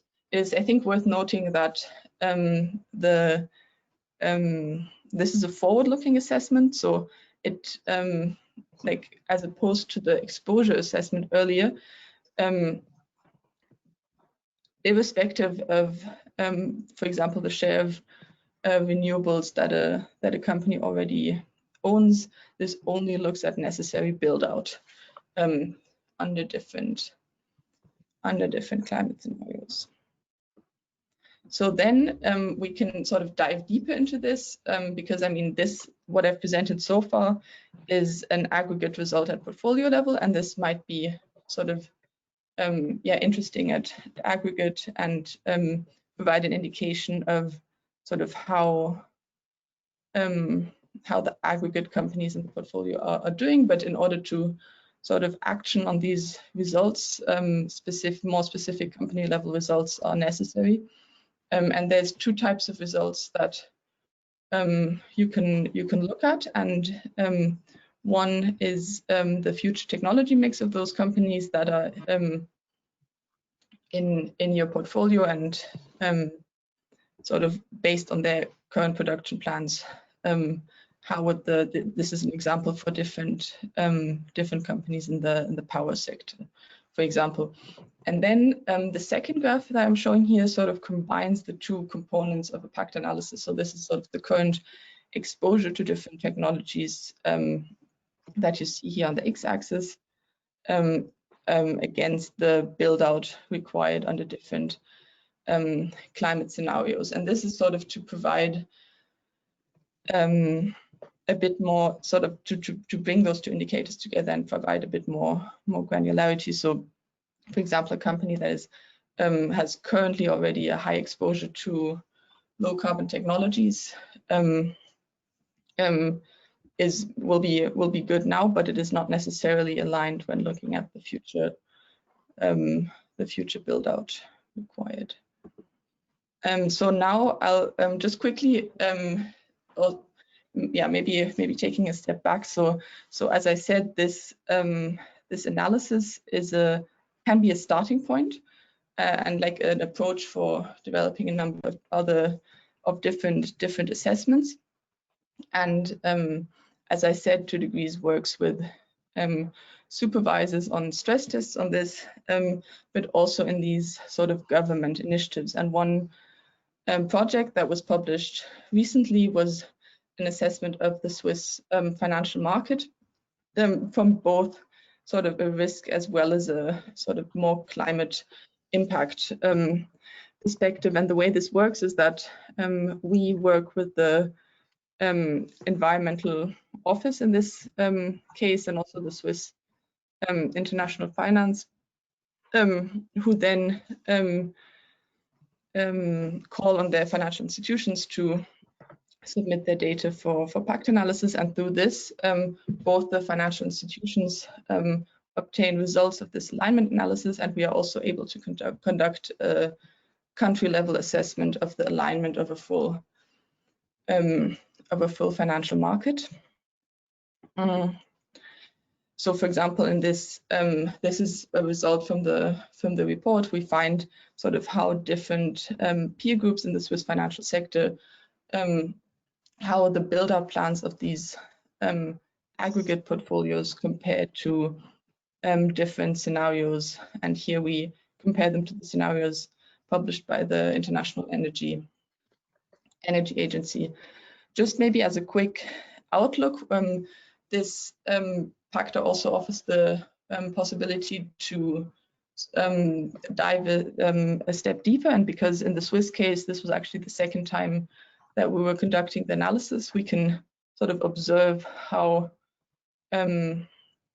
portfolio alignment, portfolio exposure has changed over time, and also assess sort of whether this this change in alignment and this change in exposure was actually driven by sort of portfolio reallocation of investors, or actual changes in company production plans, which is an important step to take from a from an impact perspective. Also, we developed a lot of new infrastructure for this project, and an interactive report, which is, and additional scenarios and climate action guide, which is currently only available for participants of this project, which will be opened to the general audience beginning of next year. So more information on PACTA can be found on transitionmonitor.com, as well as the PACTA knowledge hub that we developed as a wiki. And PACTA can really be seen as like a versatile methodology that provides a starting point for a whole range of different types of assessments. So one of them is risk management, but can also be used to for TCFD reporting, target setting, and also specific engagement with clients. Thank you very much. Fiona, thank you very much for these insights. We're a little bit long. I'm leaving the floor now to Jean-Yves Villemotte, the manager and finance practice leader at Carbon 4. Jean-Yves, I'm giving you the chance to share your screen right now.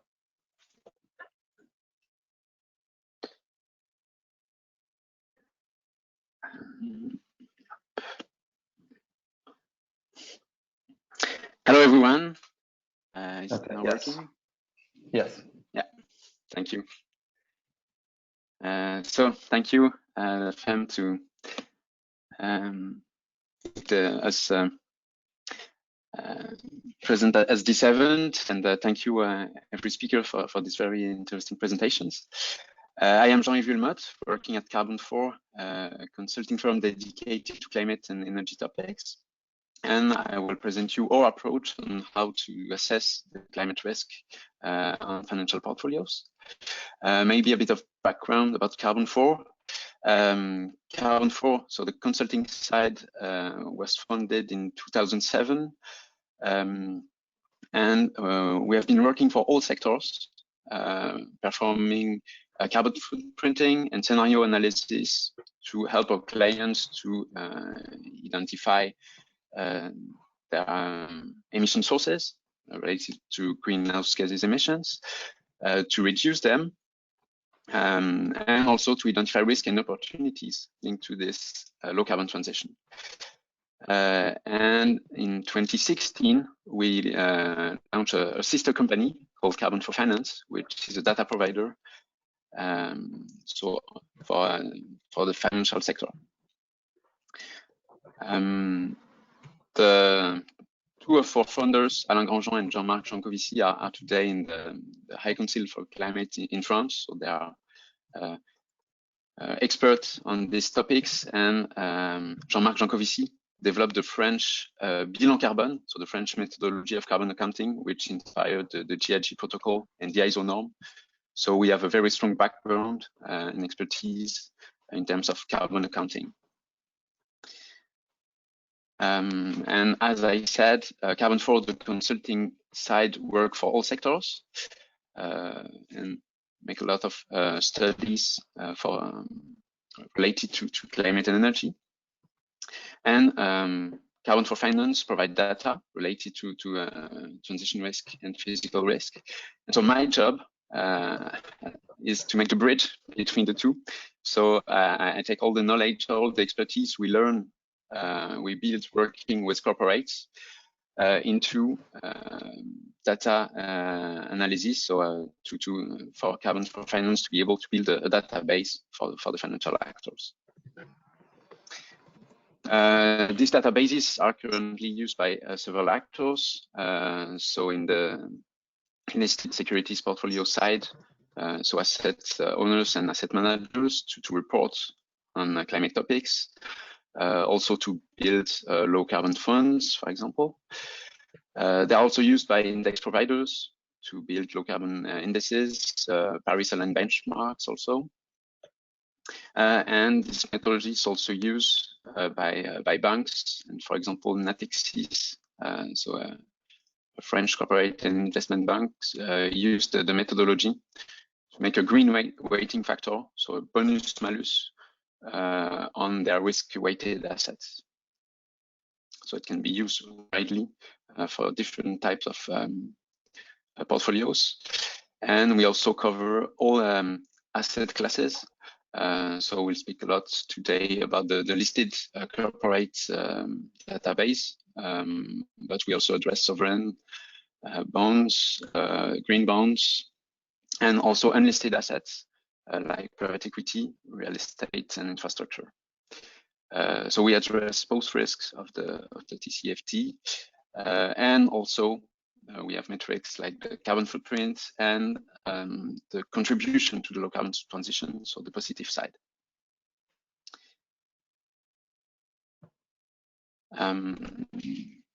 So we have two methodologies for the two risk. For the transition risk, it's called carbon impact analytics. I will start with presenting you this methodology. And second methodology for the physical risk is called climate risk impact screening. And maybe the added value compared to other presentation we had today is that we will be able to recalculate the data, to really digging into the companies, to be able to provide some figures, even if data is not calculated and reported by the company itself. And that is our added value, because Carbon 4, the consulting side, has worked with a lot of companies, and so we know how, for example, to perform a carbon footprint, how to analyze the decarbonization strategy. And so, looking at the annual report of company, based on public information, we are able to build new data that are not reported by the company. Let's start with carbon impact analytics. So our methodology is based on 4 pillars, which are described on the screen, and I will go back on them individually. But first of all, it is a bottom-up approach, meaning that the analyst team at Carbon for Finance will really look at the company, will identify the different activities, will assess the indicators at the activity level, and then we'll consolidate that at the company level and then at the portfolio level. The idea behind that is to be able to really differentiate the best players and the worst players within one sector, and to have the real climate performance of the companies. To do so, we'll look at the greenhouse emissions, so scope 1, 2, and 3, meaning we look at the direct and indirect emissions, because for most of the sectors, the main emission sources will be in the scope 3, in the indirect emissions. For example, a car manufacturer, if you look only at scope 1 and 2, you look at the performance of the factory and not at the performance of the cars. So you really need to take into account scope 3 if you want to assess the lever of the company, because of course for a car manufacturer the idea is to put some efficient cars on the market, and also the transition risk, because the transition risk for a car manufacturer is to put cars on the market that are not compliant with the efficiency of the regulation and not the efficiency of the factory. So really, it's on the product side for this sector. We also look at the positive contribution. So when you look at a portfolio perspective, having only the carbon footprint will not be sufficient because it's only a static view of the performance. But you also need to consider that some companies will be able to decarbonize themselves or their clients, for example, and so to have a positive contribution regarding the low carbon transition. Otherwise, you need to focus on low carbon companies, but that have also no positive contribution, like services companies or healthcare. I don't know. I have nothing against healthcare companies, but they may be low carbon. They are not contributing to reduce the emissions of the world. Compared to a heavy industry company that does a lot to reduce its emissions. It will be better to help this company to invest in energy efficiency to be able to reduce the world emissions. And that's the aim of all of this. And we have also a forward-looking analysis, meaning that we have the starting point and we need to look how the company's performance will evolve. And the link within the transition risk of all of this, if you go back to the definition of the transition risk, it is the fact that companies will not decarbonize enough compared to what it needs for the global carbon budget. And so they will face some regulations, some taxes, some market changes, and won't be profitable financially. So really, the idea of this methodology is to assess with the physics where the company starts and where it will evolve, and will this company be compliant with its carbon budget, and so will avoid the transition risk. And of course, the answer is not yes or no, but it's yes, it is a lot contributing to low carbon transition, so exposed to opportunities, or not, it is far from the carbon budget, so it will face high transition risk. So the idea of the methodology is more scoring to assess very into detail how company will perform in the future, relatively one from the other, more than put a price on it, because it would need some complicated model. And so, as I said, we really focus into the physics of the companies. And as you may know, climate change is physics based on tons of CO2. So this bottom-up approach really aims to differentiate companies within a sector. And so we have prioritized several sectors for the low carbon transition. And on these sectors, we will perform into detail bottom-up approach methodology. We have firstly the energy production, so oil and gas, coal mining, electric utilities. On the second side, you have all the companies that are have a high energy consumption, like heavy industry, like transport, or like real estate. You have also companies that are exposed to greenhouse gases emissions, but not linked to energy, like agriculture, food industry, forest and paper. So it's more linked to methane or deforestation, for example. It's also very important if you look at the world emissions. We have a third group that will produce all the equipment for the second group to consume the energy of the first group. So all companies that will build the cars, the planes, the trains, the buildings, the electric motors, and so on, the power plants, and all their value chain, because all these companies have a piece of the lever for everyone to decarbonize. So the energy production, the consumption, and the ability of the second group to consume the first group. That's for the real economy. And we have a fourth group, which are the banks, because banks finance all of these, all of other sectors, and they are also a lever to finance the good companies. And so that's why we are also calculating a scope 3 for banks, the finance emissions. All of these sectors will represent half of the traditional indices. So it's very broad coverage in terms of climate stakes, but we think, yes, it's really important to address all these sectors. So for the scope 3 emissions, just a bit of carbon accounting basics. The scope 1 are the emissions linked to the direct emissions. So if a company uses fossil fuels, for example, the burning of this fossil fuels will be the scope 1 emissions. So if I take back my example of the car manufacturer, the scope 1 will be the use of gas, natural gas, in the factories or in the offices of the car manufacturer. And the scope 2 will be the indirect emissions for the energy. So it's linked to electricity, basically. So it's the electricity use of the factories. And the scope 3 will be all the rest. So on the upstream side, you will have, for example, the production, the extraction, the transportation of all the materials, so the plastics, the metals that you use to build the car.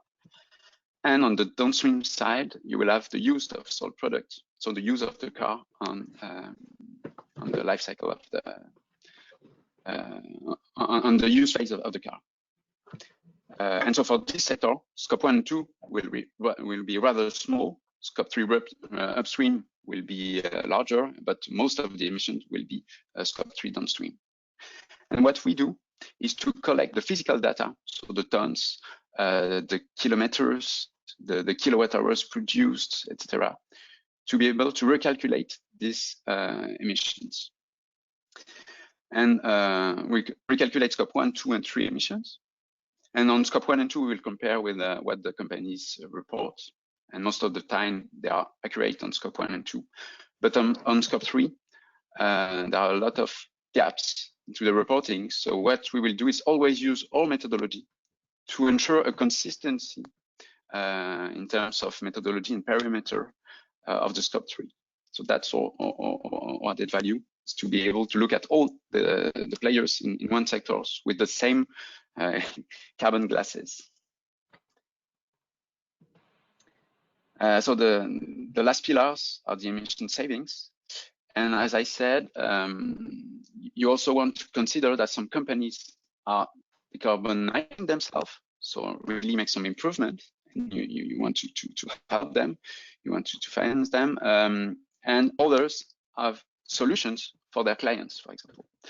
And so to do so, we assess the emission savings by comparing the carbon footprint of the company with a reference scenario. And the reference scenario will be either external of the company or internal. And external, for example, is the market. So if I am selling efficient cars to the market, I will replace all cars in the fleet. And the difference in terms of efficiency will be avoided emissions. It's my contribution to reduce the world emissions is to replace all cars by new efficient cars. That works well for products and services. And for the process, so more for scope 1 and 2 emissions, we will compare the company to itself, but 5 years ago. And so we will look how the company has improved its carbon density, and that will be the reduced emissions. And so for us, the emission savings will be the sum of the avoided emissions and the reduced emissions. And based on the scopes and the activity and the stakes of the sector, we will look either at avoided or reduced emissions. If I take an example, comparing an oil and gas producer, company A, and an insulation material manufacturer, company B. If I look only at scope 1 and 2, that may be the only data available in the reporting of the companies, I will find that company B is more carbon intensive than company A, which is counterintuitive. So what we will do is to recalculate the scope 3. And of course, for company A, which is a very large scope 3, because it is the use of the fuels sold in the year by the clients. So it's not the responsibility, or I don't know how to say it, it's not the company A that will burn the fuel. But still, if their clients cannot burn it because it's forbidden, they won't sell it, and so they will financially be harmed by the fact that this scope 3 won't be able to exist. So you need to take into account this scope 3 to see the dependency of the oil and gas company to its product.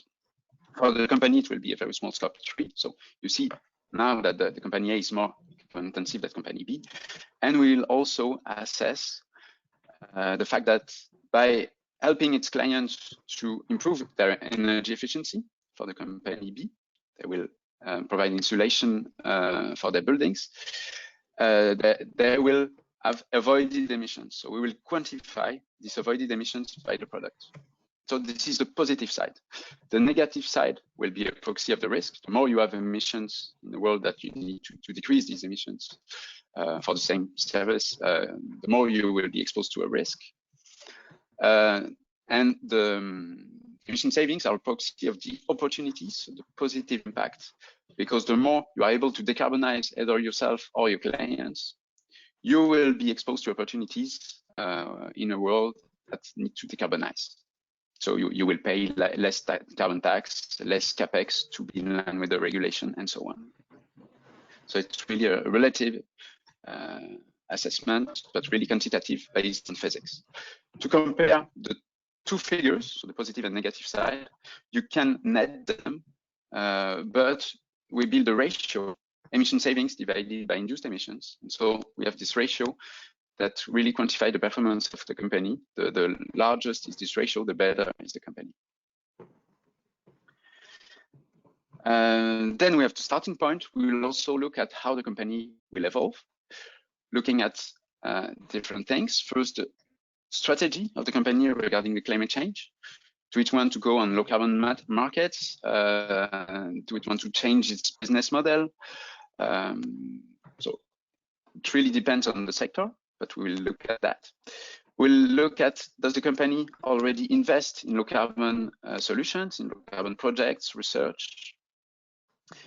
And we'll look at the ambitions, the ambition of the reduction targets of the company on scope 1 and 2 and on scope 3. And we'll compare that with the Internal Energy Agency scenarios. So is the company in line with what it should do? Based on all of that, we will build a score. And the last step will be to combine the current performance of the company, so how it performed today, and the forward-looking analysis. And then we will give a scoring based on thresholds that are also based on the International Energy Agency, the ETP scenarios, to provide a score from A+ to E-. A being the company has a high contribution to the low carbon transition, so it will be exposed to opportunities, and E, the company is incompatible. So it will be exposed to a lot of transition risk. Then we have we can consolidate all these figures, so the induced emissions, the carbon footprint, the avoided emissions, and the global score, the overall rating at the portfolio level. And based on this overall score, we have defined two benchmarks. So one is a 3.5 benchmark and another is a 2-degree benchmark. And that enable us to give a temperature of a portfolio. And the idea behind that is the company present in the portfolio representing more a 3.5 economy or a 2-degree aligned economy. And it can be, I don't know, 2.5 or a 4-degree scenario. So that's the way we do this at the portfolio level. I won't go much into detail of that, but if you have questions, do not hesitate. And we have also, yes, sectoral KPIs. So the idea to synthesize all of this is based on the physics, on the current and the future performance of the company, how and are they in line with what they should do in a low carbon world? Will they be exposed to risk or more to opportunities?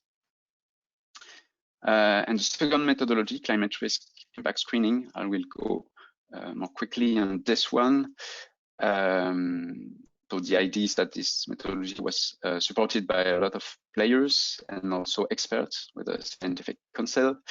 And the idea is to look at two risk factors, the evolution of the climate hazards, and it really depends on where you are located, and the vulnerability of the assets, and it depends on the sector. So we will look at the company, we will divide it into geography and sector, and we'll be able to say this sector in this localization for this hazard, for this climate hazard, will be at a lower risk, a medium risk, a very high risk, depending on, as I said, its sector and its climate hazard. So the analysis of a company will be to divide it by geography and sector.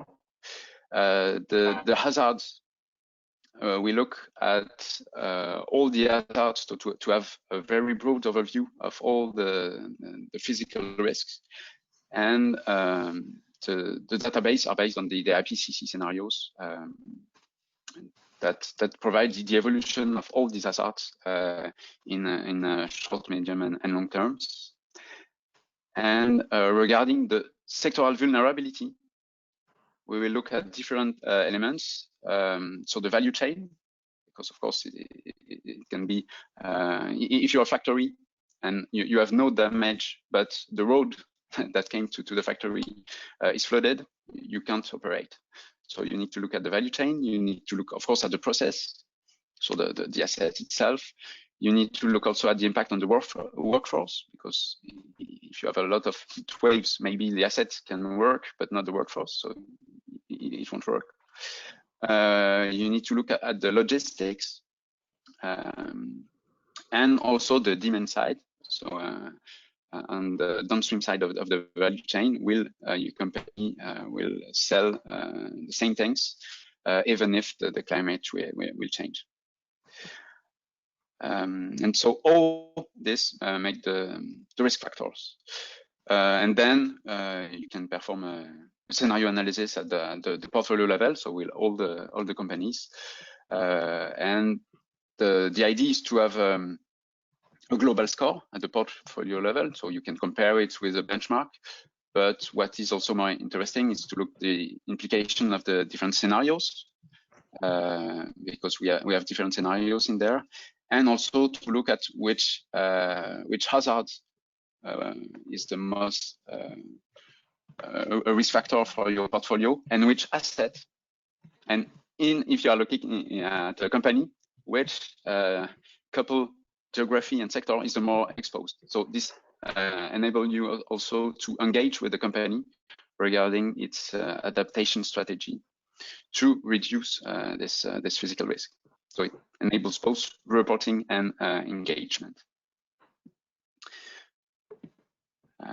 I think that's it on my side, and thank you again for enabling Carbon 4 to be on the scene today. Thank you, Genevieve. Been very interesting as well.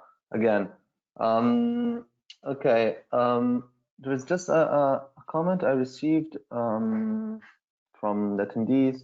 They were asking if on slide 19 of your presentation, a typo on the graphic, rating graphics, was a plus instead of a minus on B and D. True. Thank you. Okay. Okay. Just this being settled, I would move to the roundtable right now. Will be chaired by Sabrina Bruno, and participants are Hazmin Dale from Capital Dynamics, Michele Filiberto Marchese from UBS Asset Management SGR, Angelo Meda, Banor Sim Francesco Sandrini from Amundi, and Marco Stampa from Saipem. Sabrina, you may chair the session and begin. Thank you very much. Good morning, everybody, and welcome to this virtual roundtable. I'm very glad to be here. It has been a very interesting morning.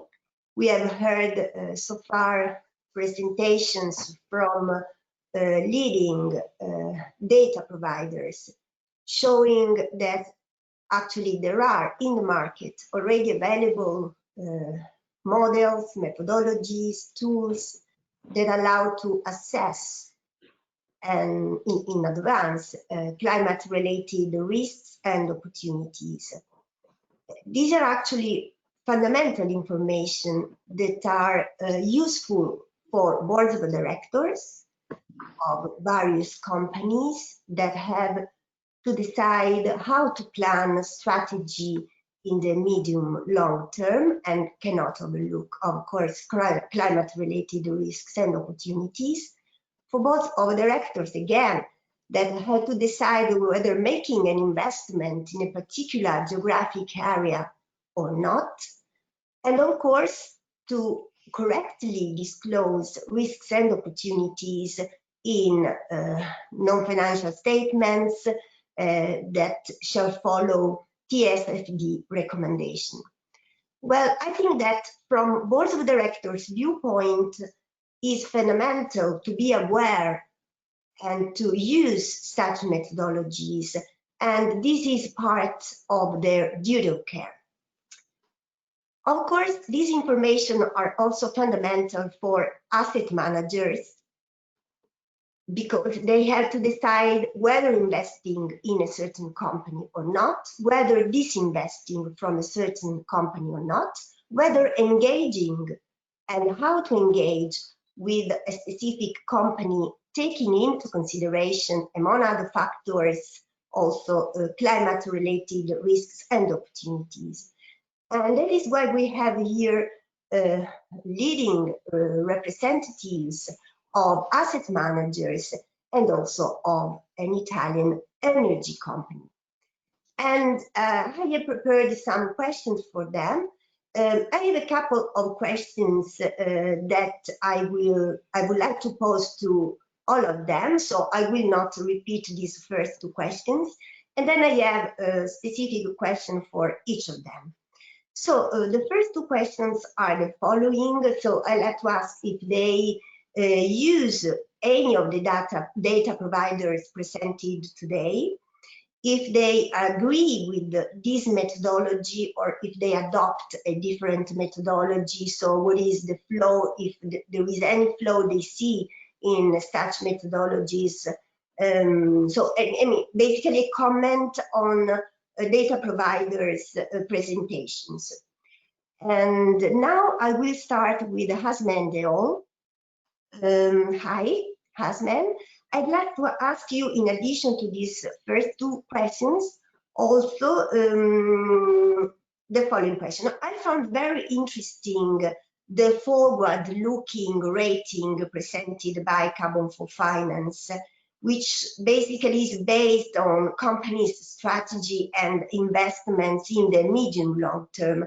Do you use this rating or do you agree with this approach? Thank you, Hasman. Thank you, Sabrina, and delighted to be here, everyone. Hasmin Diol from Capital Dynamics. If I may, Sabrina, I'll start with your first question, which was if we use any of these data providers. So at Capital Dynamics, we are continuously reviewing data providers and trying to find ways that we can improve our responsible investment program. We are supporters of TCFD, and we do kind of monitor things like the IPCC. So we don't actively use these data providers at the moment, but we're always monitoring the space and trying to find ways that we can partner if opportunities do arise. An example of that is we partake in lobbying activities, and we signed a letter in conjunction with CDP, the PRI, and the Institutional Investors Group on Climate Change, which went to EU leaders requesting a sustainable recovery from the pandemic.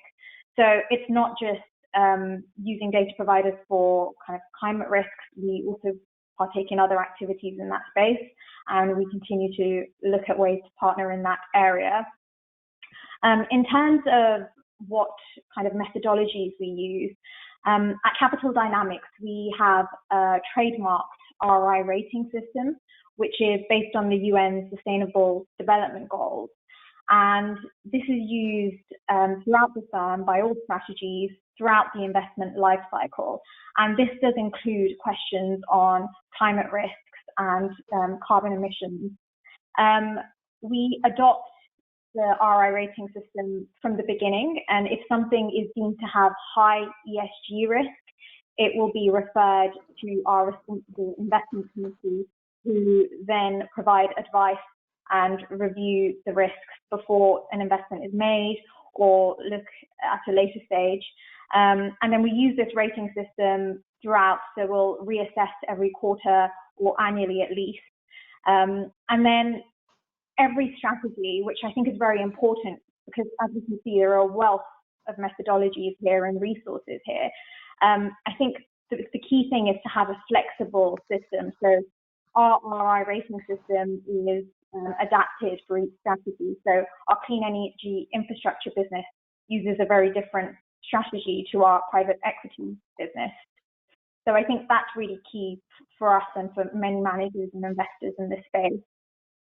And then your final question, which is the forward-looking, I also found that very interesting, and think it's something that can very easily be used. Within our clean energy infrastructure business, for example, we set emissions targets, we monitor against those targets, and then we also invest in 100% renewable energy. I think that the issue really comes in where if we were looking at a private equity strategy that doesn't have a controlling stake in the underlying investment, it can be very difficult to set targets or really say where those emissions and things will go. So that could prove to be a challenge, but I think it's definitely something that for a clean energy infrastructure business, it can be used. Okay, thank you very much. And now, please, Michel Filiberto Marchese, in addition to the first two questions, I'd like to ask you the following question. We have heard about the importance of measuring the Scope 3 induced emissions. Okay, Carbon for Finance said to us that they are fundamental to understand truly the impact of issuers. And my question to you is whether you use Scope 3 emissions for your own activity or or for measuring your portfolio companies. Would you like me to reply in English or Italian? English, because everybody is speaking English. Okay, here. okay, fine. So first of all, thank you everybody for inviting me. It's a real pleasure. Well, let me start saying that as UBS, managing almost 1 trillion in assets under management for clients, of which roughly 400 billion linked anyway to ESG strategy, we have a fiduciary duty versus our clients in making them, first of all, understanding how important is climate action also in finance in order to have a better world, and also to have really interesting returns for their portfolio in the coming futures.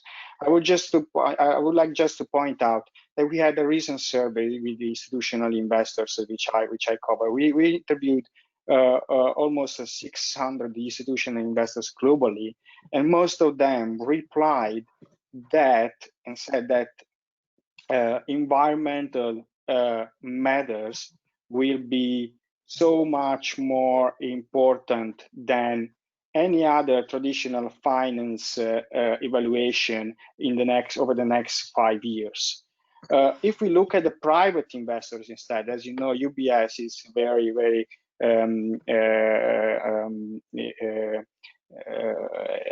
engaged with private investors. Also, private investors think that sustainable investors, a sustainable investment will be the norm of the investments for the next decades. So again, we need as an fiduciary investors to educate clients and bring them to to understand the what the implications of their investments are. Having said that, replying to your first questions, we use as a methodology we use some of the data providers that presented today. We use CDP, for instance. We use PACTA.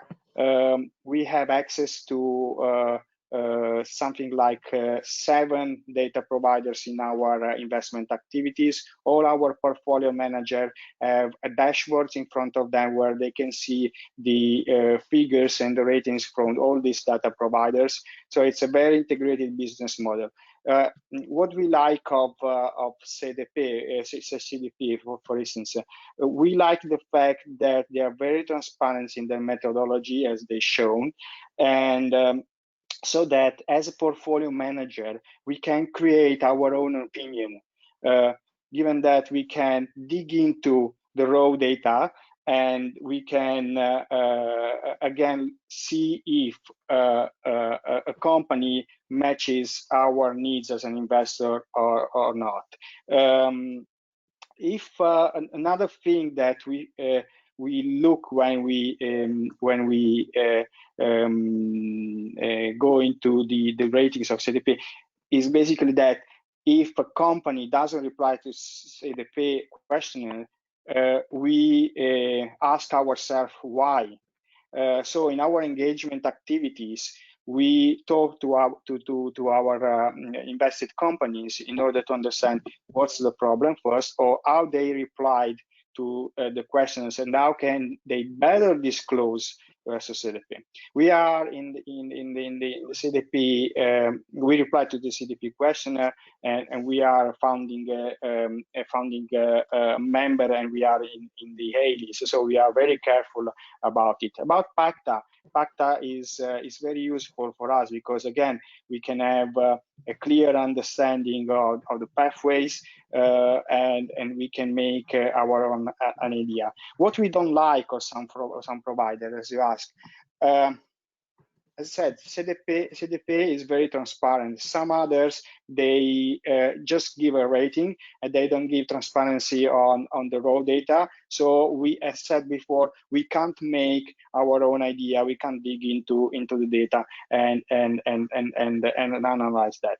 On Scope 3, we use Scope 3. We developed a strategy which is well known in the market, especially in the UK and in the Dutch market, which is called Climate Aware, which has been awarded so many times because it goes beyond the trade-off of financial return and sustainability criteria, basically giving the investor engagement and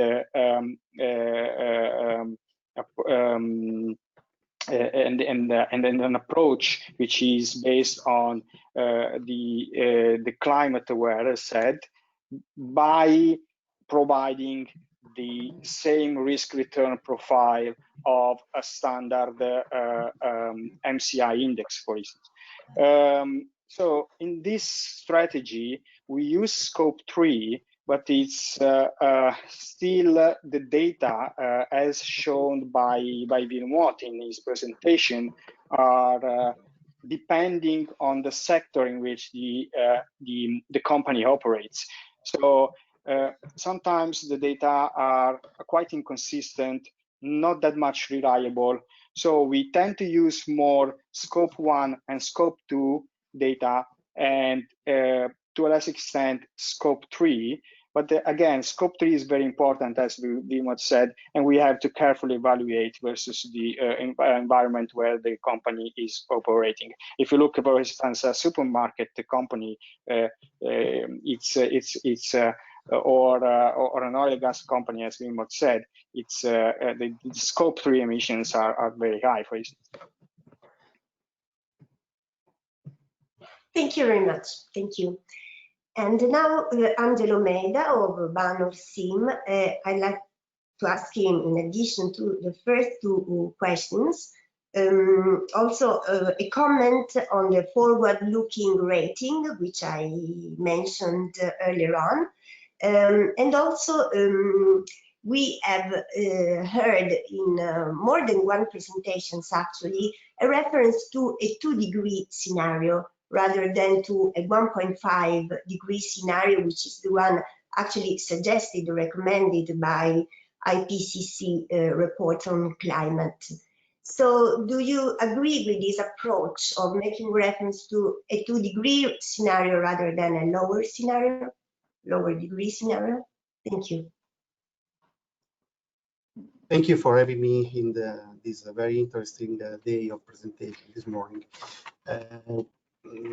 Basically, on the first question on the data, yes, of course, we use CDP, for example, data available on Bloomberg, but we use other 3 providers which are not presented today. But I mean, climate change is something that we cannot not consider in all our investment decision. It's something which is impacting sector, even countries sometimes, and can disrupt single companies. So we don't do a climate change analysis or the E of the ESG analysis into our investment for regulatory reason or for marketing or for whatever, but we do it because it's very important to accomplish our mission, which is to grow the wealth of our customer in a sustainable way. Sustainable means taking care of the risk of the portfolio, etc., and also the sustainability in terms of environmental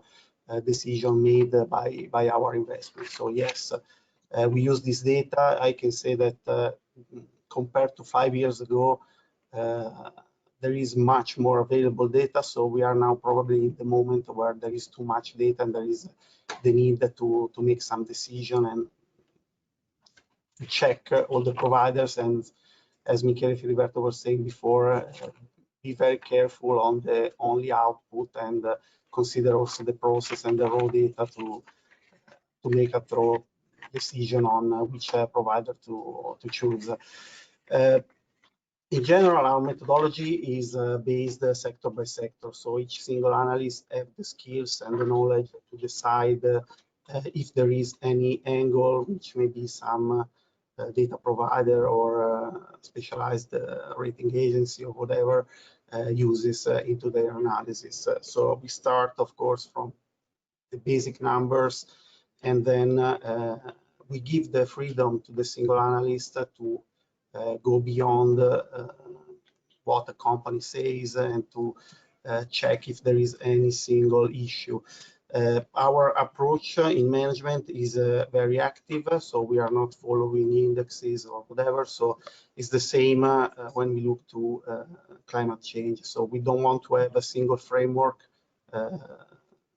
for every kind of company, every kind of sector, every kind of country. We want to tailor-made the analysis every time.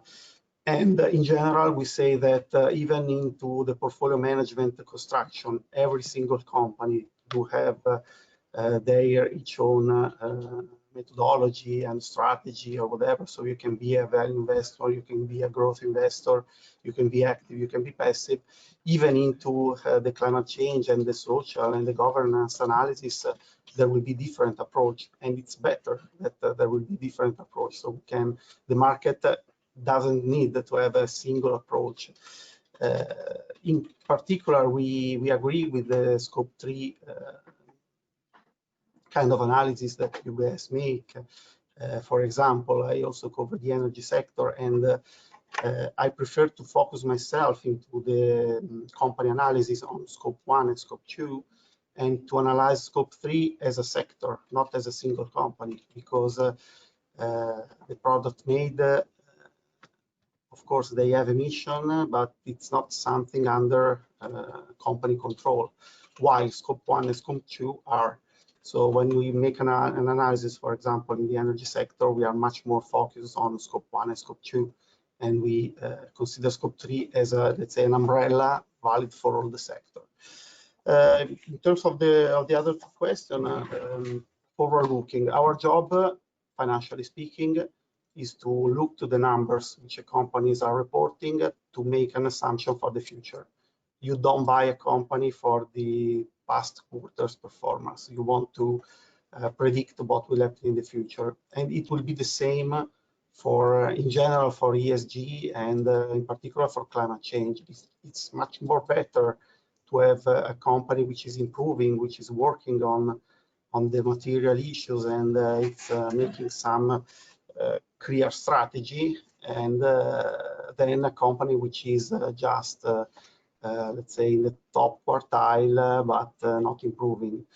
In general, what we would like to see is more link to the variable, let's say, management compensation, top and middle management compensation linked to specific emission targets or to other topics which are relevant for the industry.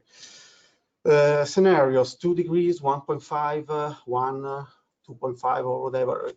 I like to make another example compared to the financial, let's say, for the management. We have a measure of analysis, which is value at risk bar, which is made on different interval of confidence, 95%, 97.5, 99, 99.5.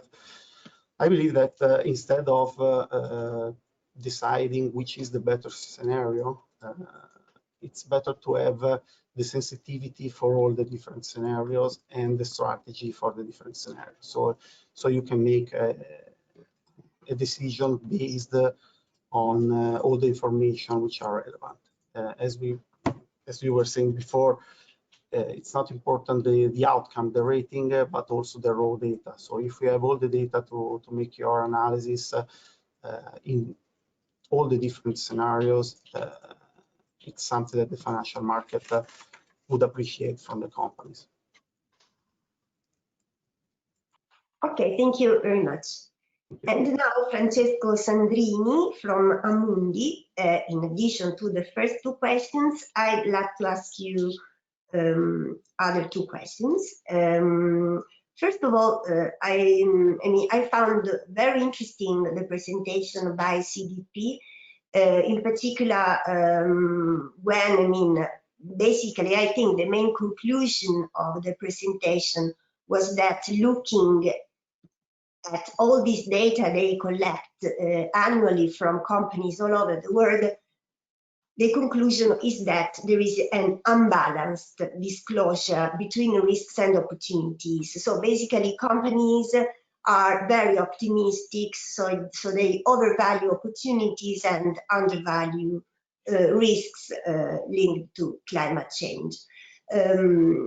My question to you is whether you, as an asset manager, engage with your portfolio companies in order to reduce such imbalance in disclosure. So what do you do in the engagement, assuming, of course, this information about imbalance was already known by you, or I don't know whether this is the first time you heard about it.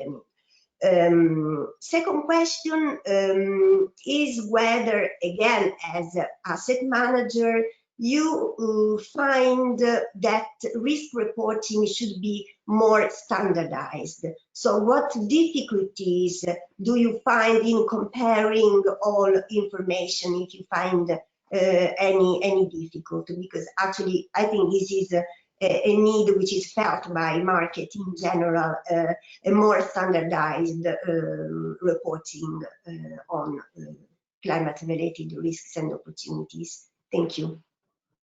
Thank you, Sabrina. I heard the two questions more, so I'm quite happy to take them. First of all, thank you for inviting me to this roundtable. It was very interesting, all the contribution that I heard. I'm representing Amundi, which is the largest European asset manager with around 1.6 trillion of Europe.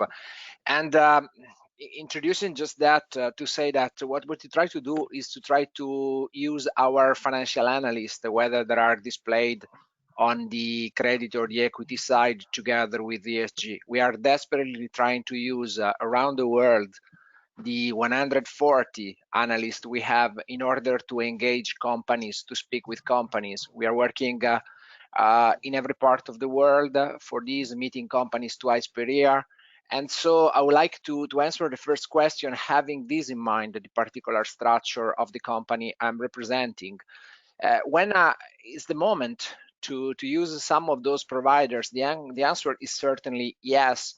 Today, a company like Amundi is a cradle of products, a cradle like pretty much every asset management in the world, is a cradle of products and initiatives. To mention an example, we are using those providers and those models in a direct and in an indirect way. Directly, for example, I came across last week one fund that we are managing in one of our subsidiaries. CPR is a thematic fund that is named after climate action. Climate action is using purely the CDP scoring for achieving, and so this is an example of a product that is totally linked to a particular kind of model without necessarily following our internal rating. A second example, I would say, of direct use. We came across, for example, CDP using on some of our thematic funds, like, for example, global ecology, the temperature ratings of CDP.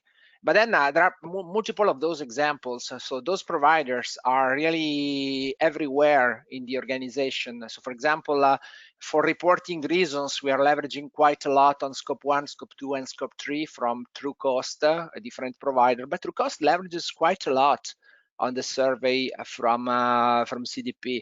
So I guess there is not a single angle to answer the first question, because now relying on scientific data and disclosure for companies becoming huge in the organization. I think that what I liked in particular from all the models that I saw is the fact that they are trying to engage the problem dynamically, not statically, not simply taking a picture of a situation of the emission, but really trying to understand how the companies are self-organizing themselves in order to transition to a scenario or to a set of scenarios, as someone before alluded to. So I think that this dynamic approach is an approach that, for example, in my organization finds a lot of space together with Crédit Agricole, which is the bank that owns the large stake of our companies. We are already undertaking a project of dynamic transitioning scores that will be a second component of our internal scoring system. I like in your question, I liked a lot the aspect of engagement, because I really believe that that is very important. And I completely agree with the presentation I saw from CDP. I think that not all the sectors, not all the companies have the same perception of the risks and opportunities, as you correctly pointed out in your remarks.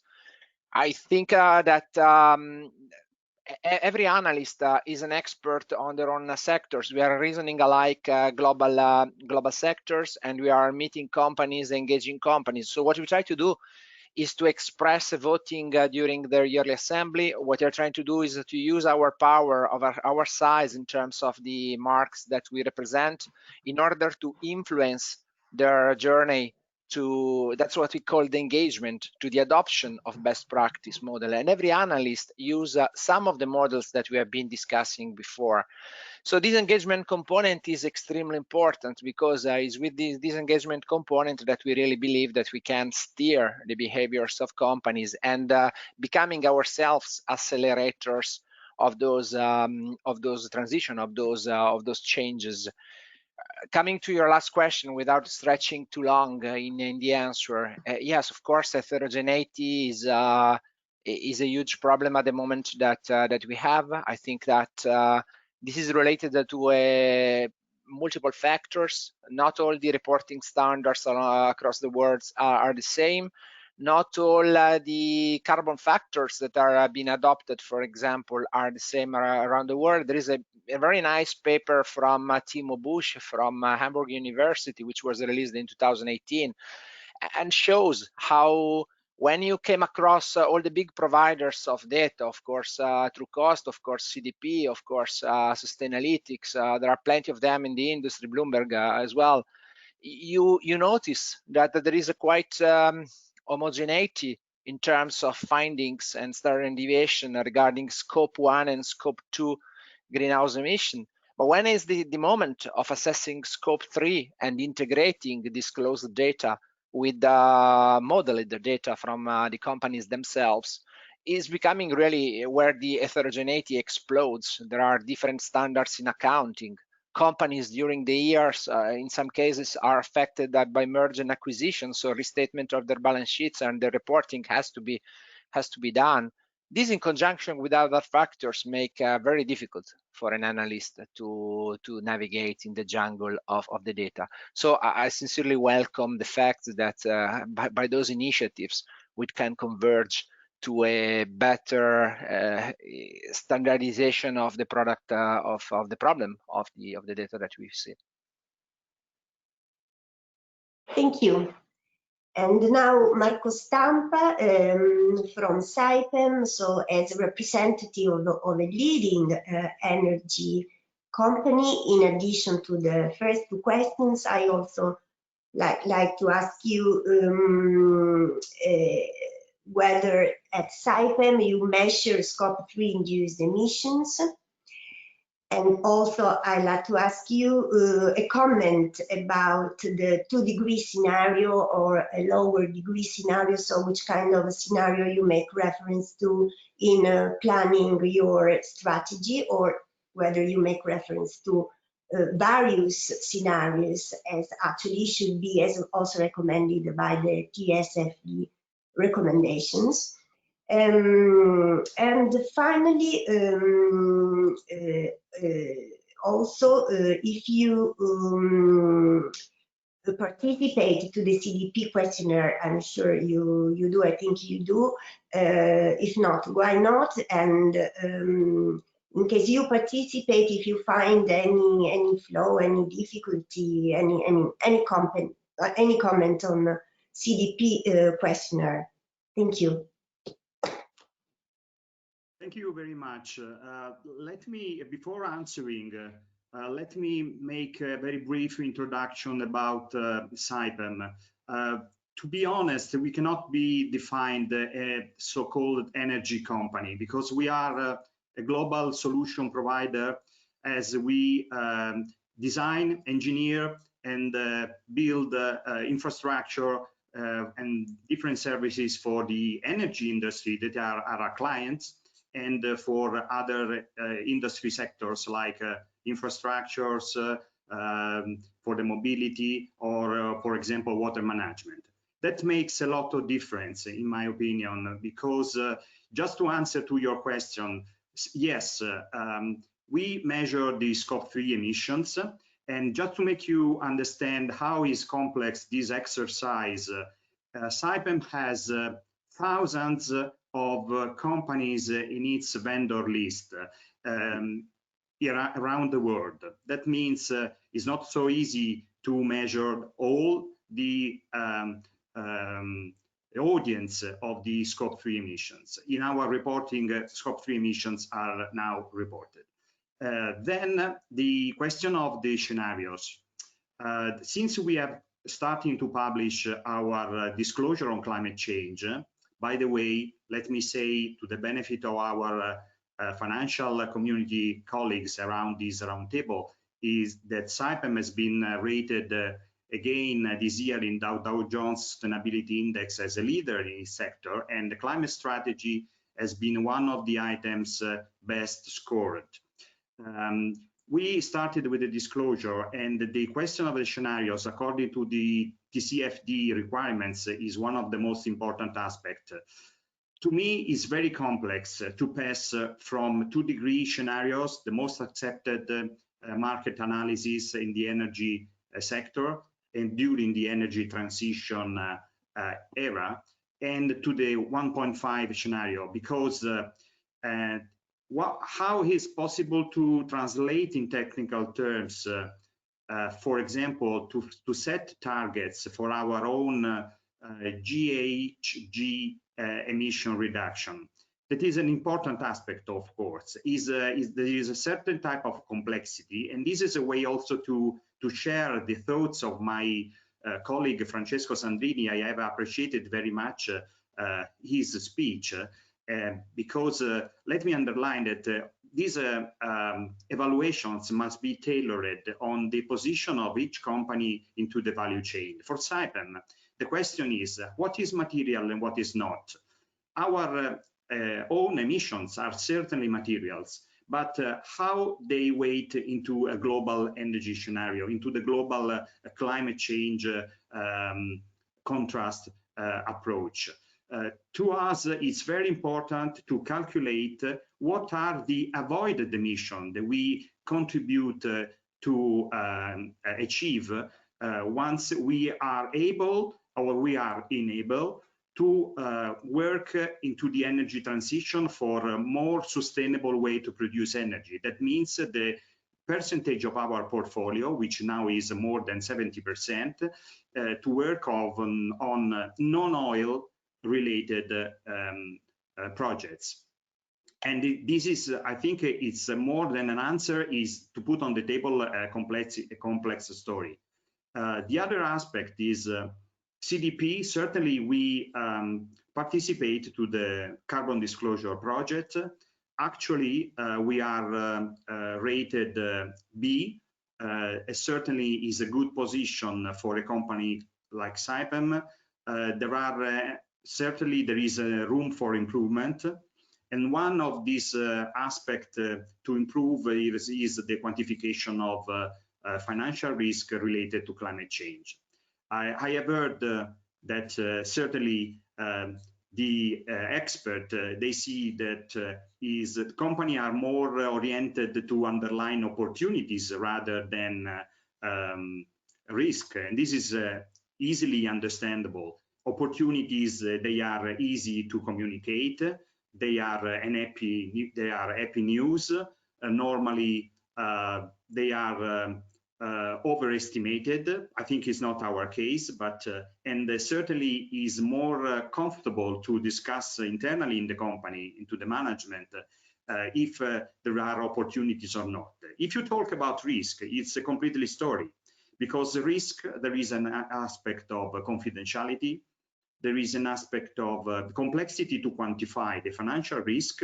I don't see yet, at least as far as I know, a consolidated method to quantify in monetary terms the risk, the transition and physical risk of a company which is operating in a complex value chain.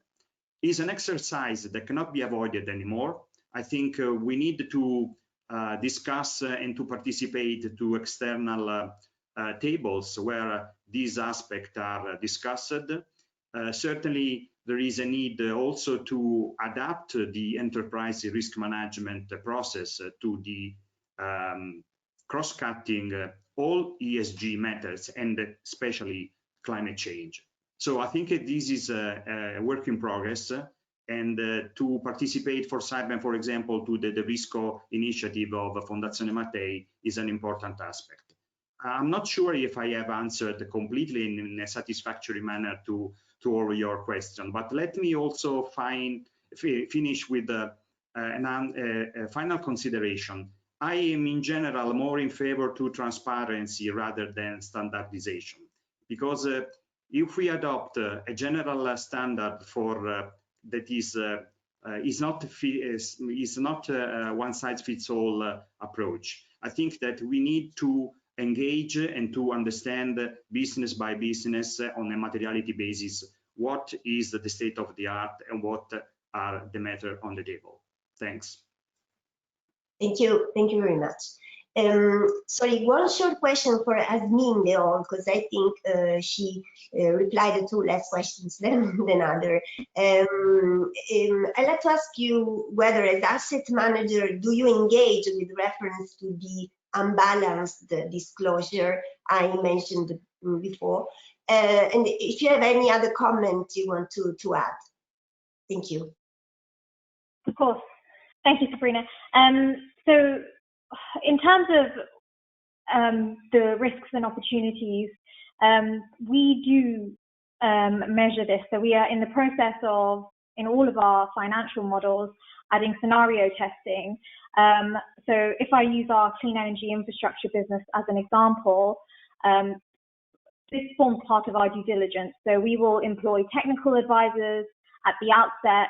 They will go to a site and check the topography, the pitch heights, the pitch angles, and also assess what the climate risk in the future, what impacts they would have.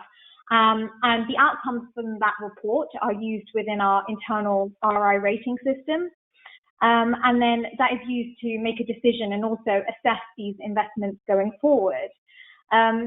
We then employ these kind of findings within our financial models and continue to assess this on an ongoing basis.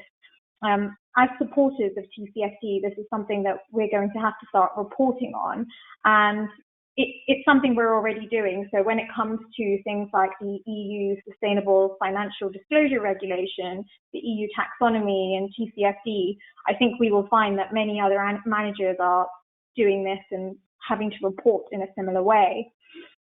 One more thing, if I may, which is a question I think you asked about standardizing the risk reporting. I actually have an opinion there that I think, from a capital dynamics perspective, we have been widely recognized for our ESG standards. So over the last 2 years, we've received sort of sector leader status from GRESB, we've received the highest marks from PRI, and therefore we get investors coming to us and asking if they can see the reports for those. They ask if we are meeting other disclosures, if we are following other reporting standards. And often we find that we are being asked for 8 to 10 different reports that are essentially sort of saying similar things in some cases. So I think it's very important from a comparison perspective, so you can compare like for like performance, so investors sort of get the transparent reporting that they really need, and to avoid any greenwashing, because I think nowadays everybody seems to be jumping on this ESG climate risk bandwagon. Within this group, it's very clear everyone's very attuned to these things, but I think having a standardized reporting set would make it very easier so everyone can clearly compare going forward. Thank you. I will shortly pass the voice to each of you for any final comment. Maybe it's Michele Filiberto Marchese. Please, if you have any comment, you like to add. No, I would like to touch base on the reporting and on standardization. I agree with what the speaker said, that companies need to have more flexibility when reporting, because every company works in a different environment. So from our side, we very much welcome this kind of flexibility. Unfortunately, we would have the taxonomy in Europe that would be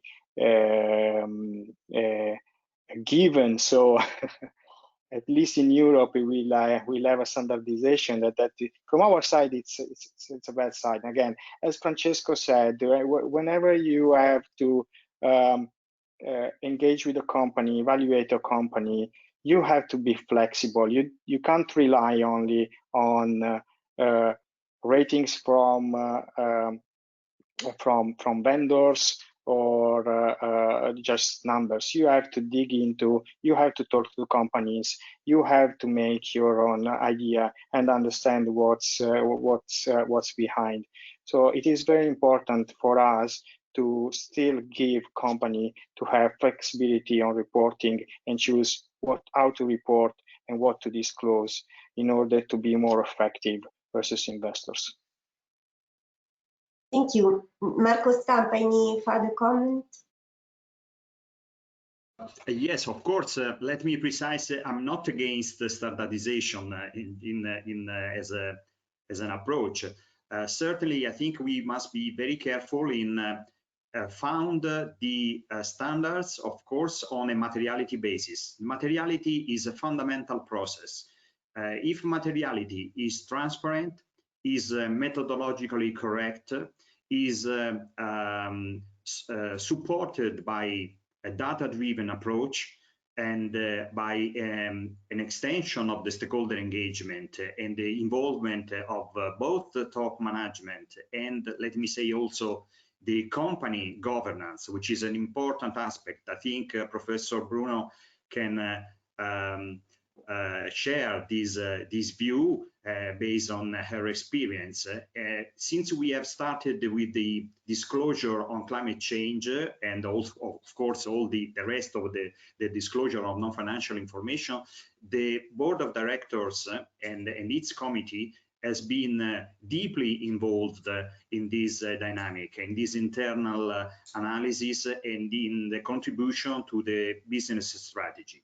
This has been a very important step change to us. So, but on the other side is certainly very much important, the financial community, especially the financial community, which is basing asset investment decision on evaluation of the companies, can rely on the transparency, the way the company is reporting about the most important and the most strategic topic. So this is a complex aspect to be discussed. Certainly, we need multi-stakeholder initiatives. We need methodological deepening into the methodological aspects and to share best practices. What is important to us as a company into our value chain is the turning point will be the investment decisions of our clients. If the markets will go on the direction to give more importance, more percentage into the energy mix to the renewable sources, we are able and we are ready to provide a technological and project solution to catch this opportunity and to reshape our portfolio in a more sustainable way, and which is already a state of the art. As I said, 70% of our portfolio is not related to oil projects. So this is, I think, is more or less the situation we have in front of us. Thank you very much. Thank you. I of course agree with your description of what has been the function of disclosure in board of directors activity. And now, any further comment, Angelo Meda? Okay, I have to agree on everything that's been said on the reporting. I just add that the financial community is made by a different kind of style in management of the portfolio. So some kind of standardization is needed just because you have thousands of companies listed in the world. So you need maybe to have let's say for who uses more quantitative kind of analysis, have some standardized measures and approaches, and then who make more active management and bottom-up approach like ours or whatever can use all the transparency of the data, the raw data, and the engagement with companies, etc., etc. So yes, we need probably a combination of standardized and not standardized kind of reporting. In general, I am glad that there is a lot of attention on the topic, something which has changed in the last 2 or 3 years, and Europe is a front runner in this. So we hope that we can bring all the work together in analyzing this. I see that in the US there is a little bit less focus on these topics. Hopefully change sooner than later. We see. Absolutely. And now, any further comment, Francesco Sandrini?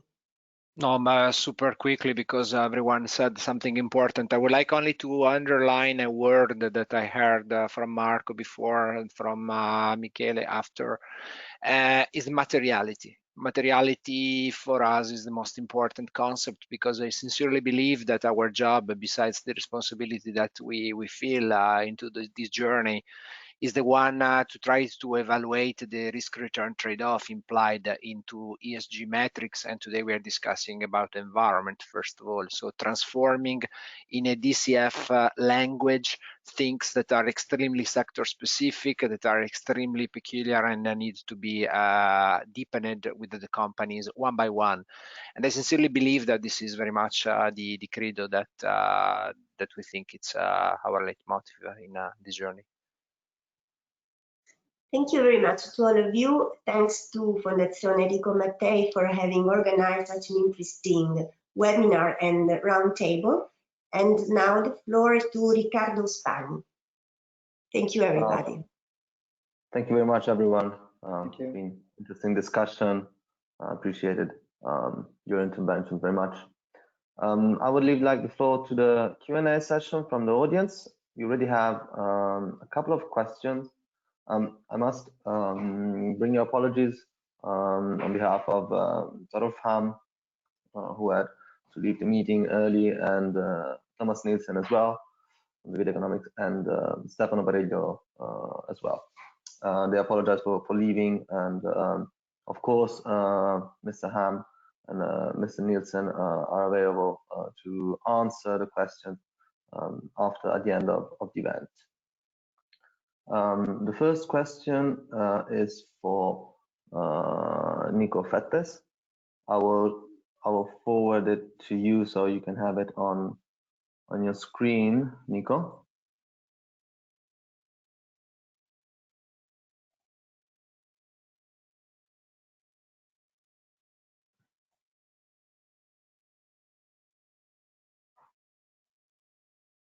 Let me know if you manage to see it.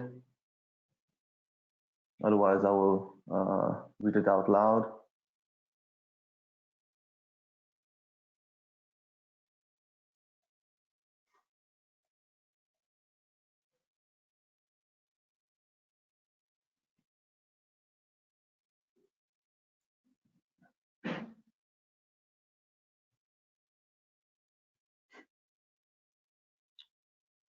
Okay, Nico's a little bit busy right now.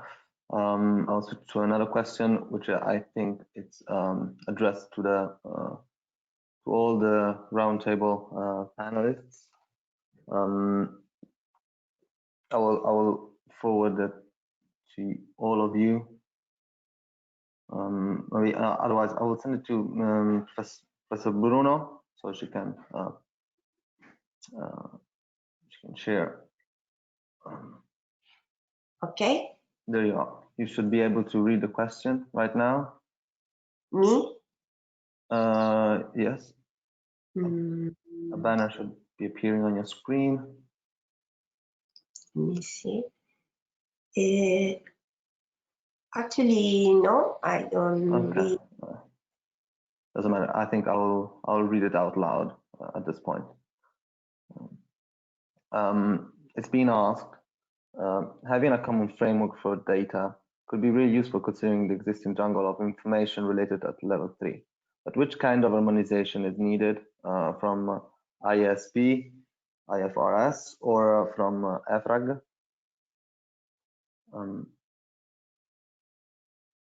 I think we can begin from Hasmin, maybe.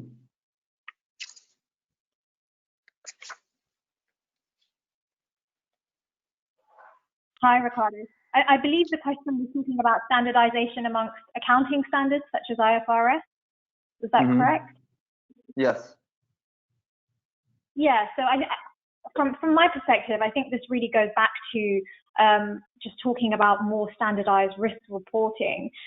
Something that we do at Capital Dynamics is we've had our greenhouse gas emissions reporting standards verified, and as a result, we get a report for that internally. We are looking for the next few years to issue an ISA E3000 report, which is something that's more widely recognized.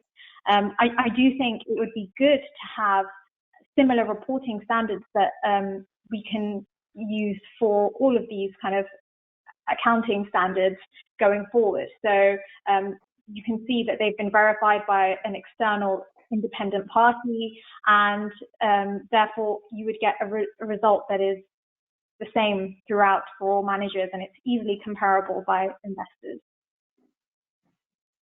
Hope that answers this question. Mm-hmm.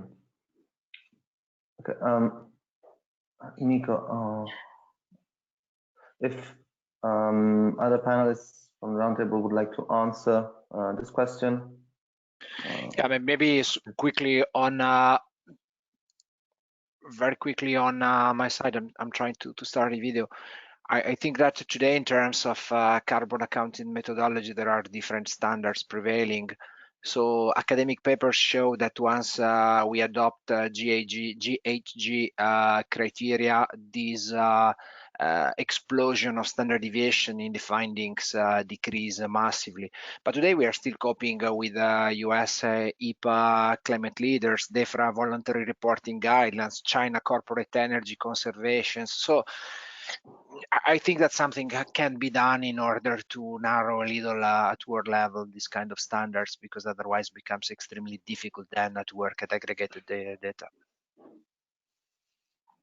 I also add only one thing, that we have a dispersion in the raw data, but we have even more dispersion on the indicators. So what do you use? Emission on sales, on EBITDA, on assets, on employee, on whatever. So that's why we believe that you have to tailor-made the second level analysis. So the basis, of course, would be perfect to have some more standardized data, but then in any case, you have to tailor-made the analysis, because each sector and each company has different dynamics. I would agree with the colleagues there. Most important thing for us is to understand the data and talk to companies. So it is very important to have analysts and specialists that they do cover the business in order to go through also different level of reportings. Standardization must be done, of course. We have to cope with that, but as I said before, we welcome a more flexible approach. We support, for instance, the framework of the TCFD, for instance, which is which gives more that flexibility that we think we need to have. Okay, thank you. I'd like to add just an information on this respect, because probably many of you already know, IFRS has started a consultation on how to standardize climate-related information. The consultation is still on. I think deadline to submit comments is January. But the problem in my view is that the proposal is to replace TCFD recommendation on climate disclosure. And I'm not sure I would agree with this approach, because TCFD are already very well known in the market. So I'm not sure it is a good idea to replace them once, I mean, they've been accepted basically all over the world from many companies. I don't know, what is your perception on this regard? We totally agree.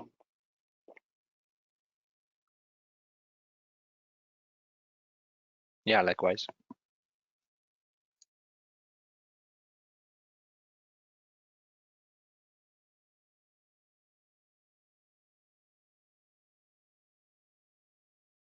Okay, thank you very much, everyone. Nico, I think you are able to speak now. If you can answer the question, if you can see it. Yeah. Sorry, I was muted externally earlier, so I couldn't my speak. apologies. Yeah, no problem. Yeah, it's a good question.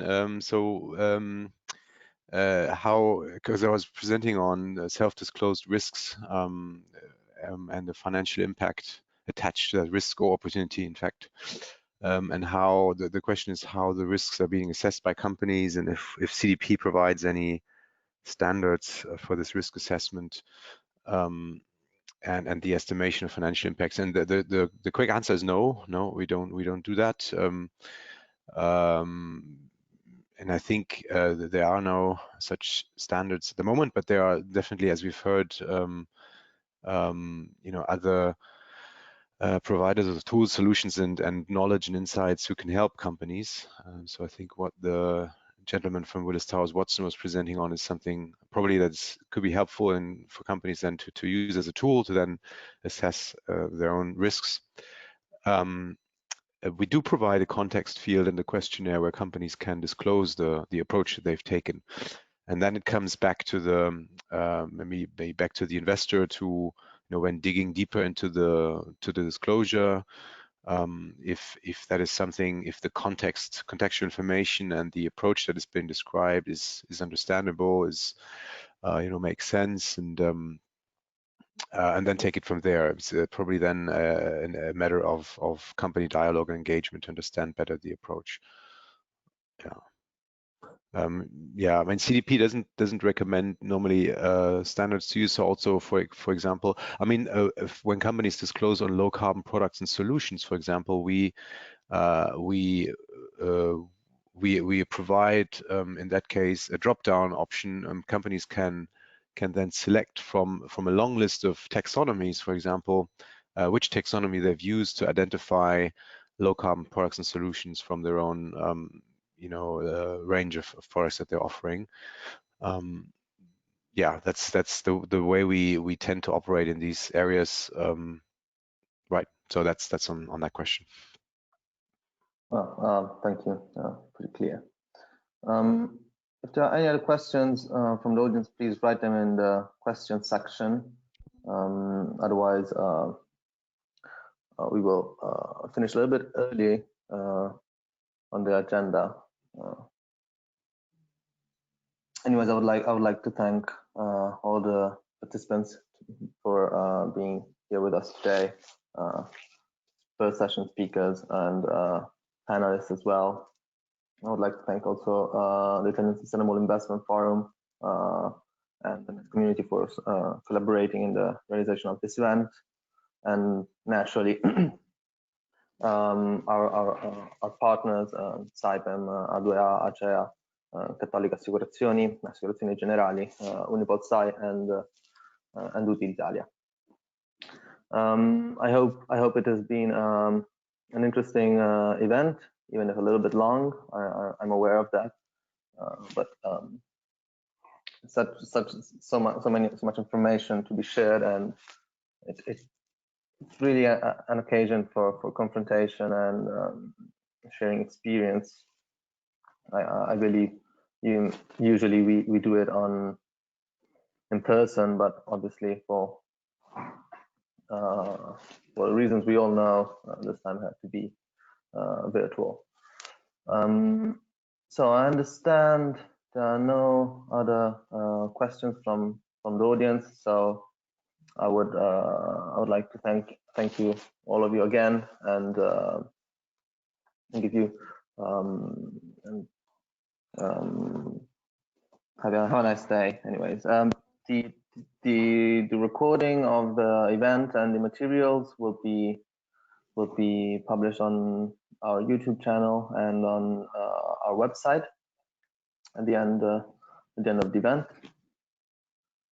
So you can download it from there. You can see the recording as well on YouTube. Again, thank you very much. I hope you enjoyed. Have a nice day. Thank you. Bye-bye. Thank you. Bye. Cheers. Thank you. Bye. Bye-bye. Thank you. Bye. Have a good day.